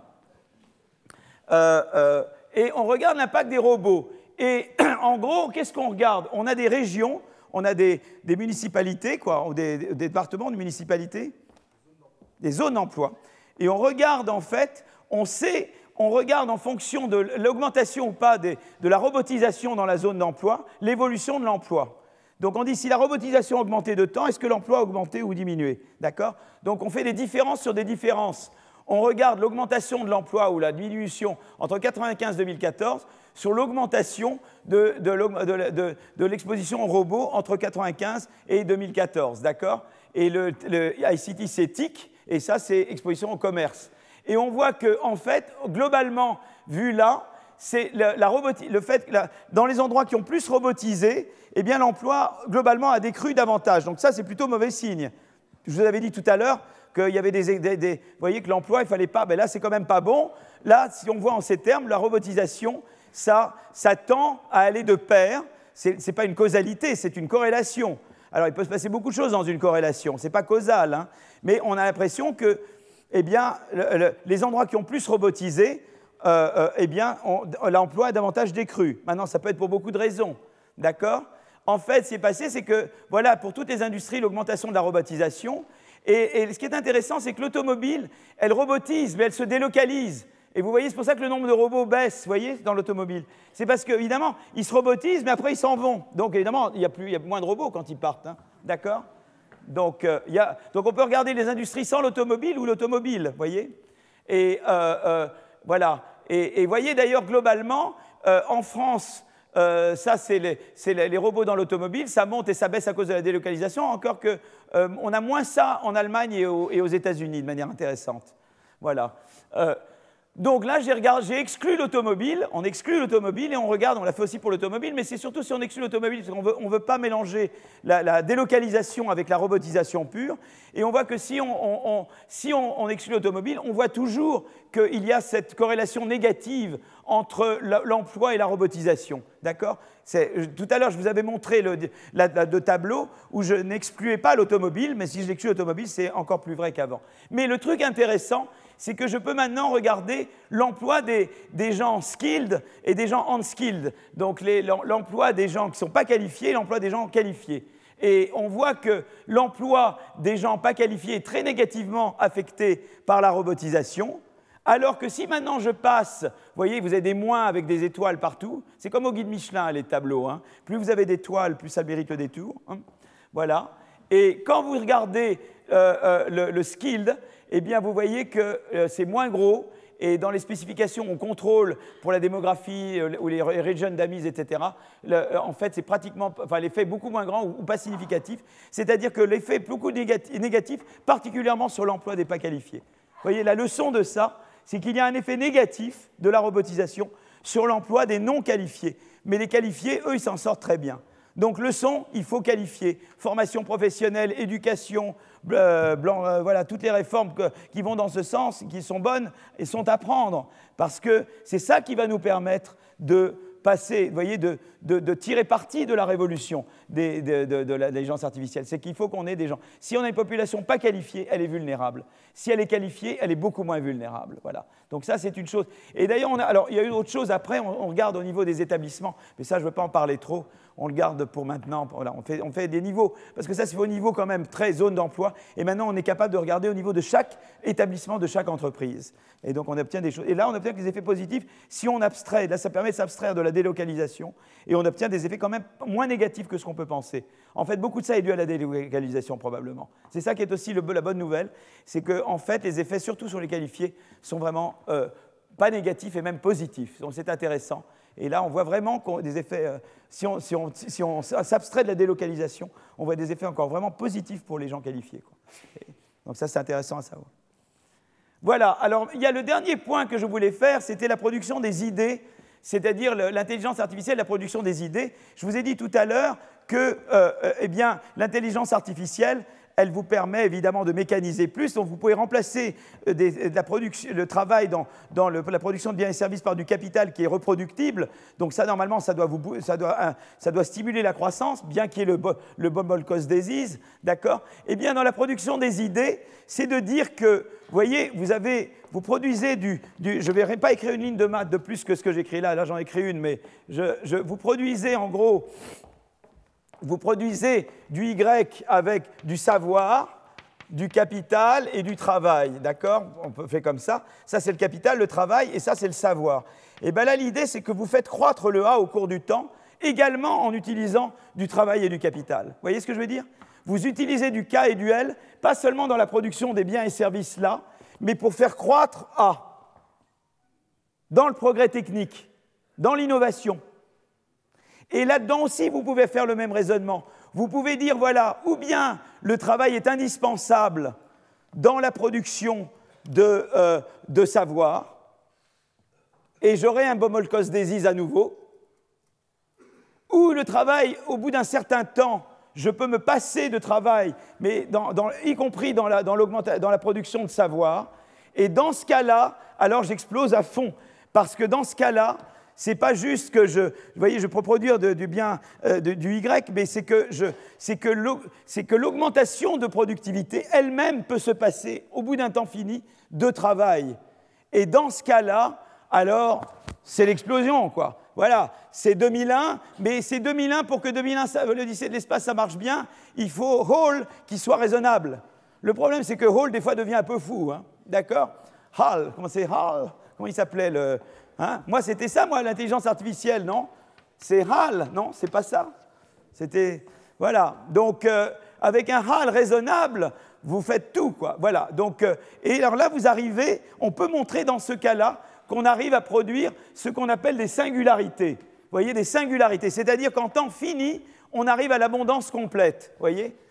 Vous n'avez jamais fait... vous savez, le communisme et le socialisme, le communisme, c'était à chacun selon ses besoins. Vous voyez, ben voilà, là. Alors, on ne savait pas comment y arriver. Ben voilà, la singularité, à chacun selon ses besoins. Vous ne faites rien du tout et vous arrivez à un output infini en temps fini. Vous pouvez montrer ça mathématiquement. Alors, évidemment, on n'en est pas là. Et alors, on se dit, mais alors, c'est bien gentil, ça, c'est la théorie. Mais vous, les théoriciens, vous êtes vraiment fous parce que, je ne vais pas du tout vous mettre, qu'est-ce qui fait que, eh bien, on ne voit pas cette singularité?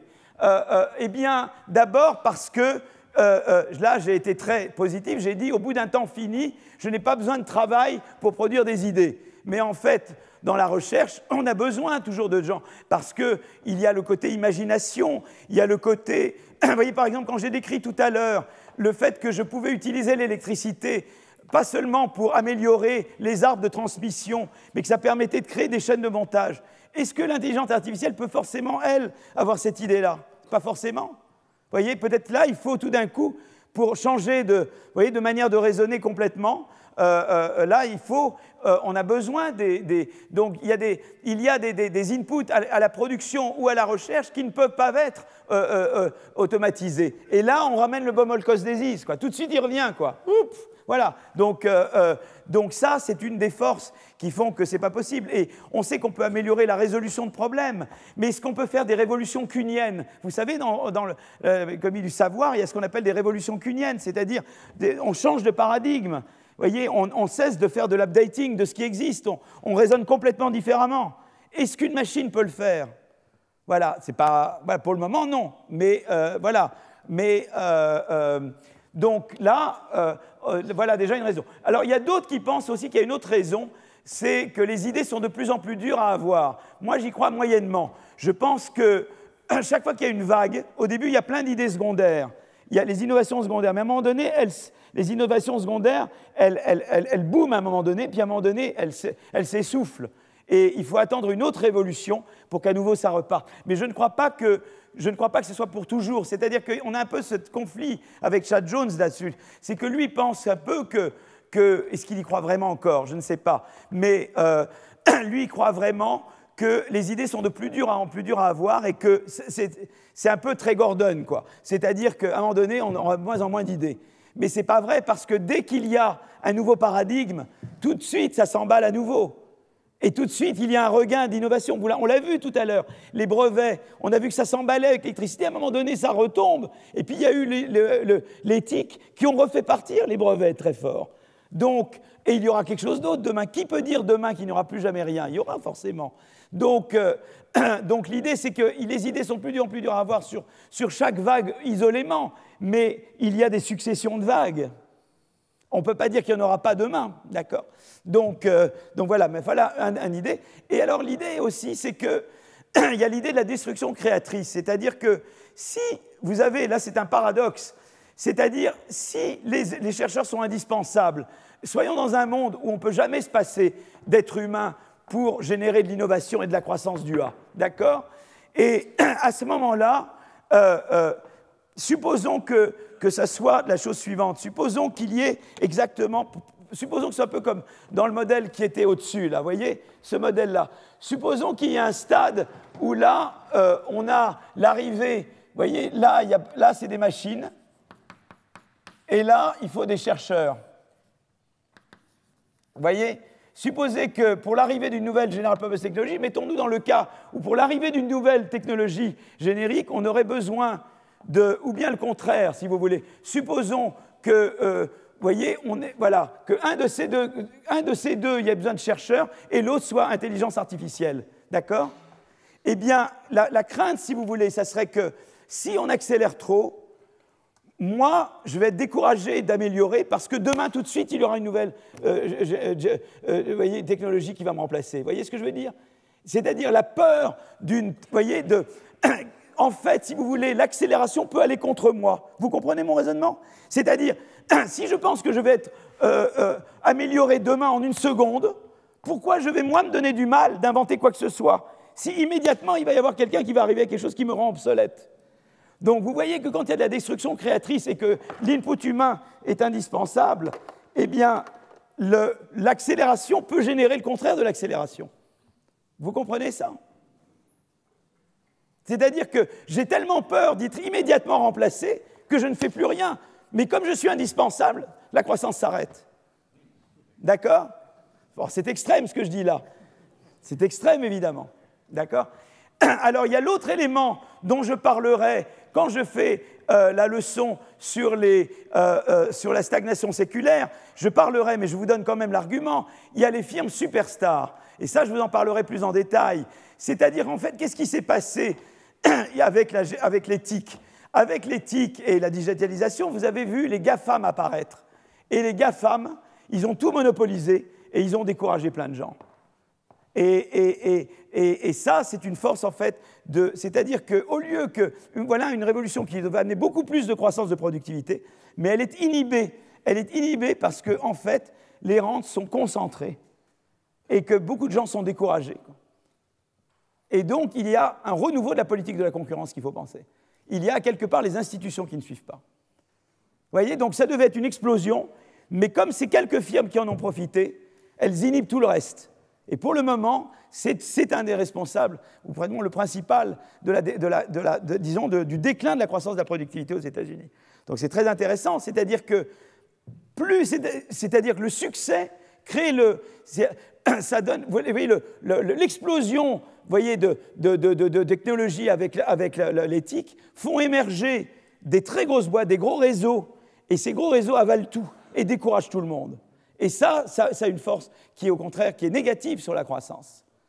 Donc c'est le contraire. Donc vous voyez, théoriquement, on peut se dire, l'intelligence artificielle devrait vous donner de l'explosion de croissance, mais en fait on ne l'observe pas. Alors on ne l'observe pas peut-être parce que l'input, vous voyez, parce que l'input humain est beaucoup plus indispensable, parce qu'il y a mais aussi parce que quelque part, eh bien, si vous voulez, l'explosion de croissance ça va de pair avec l'émergence de gros monopoles qui, eux, inhibent le processus. Voilà. Et donc, l'institution ne s'adapte pas au processus. Voilà, c'est un des thèmes que nous reprendrons après, quoi. Voilà, donc je suis à 51. Je ne sais pas, est-ce que je dois m'arrêter là? Est-ce que ou je continue encore? Vous voulez encore plus? On arrête? Voilà. Merci beaucoup.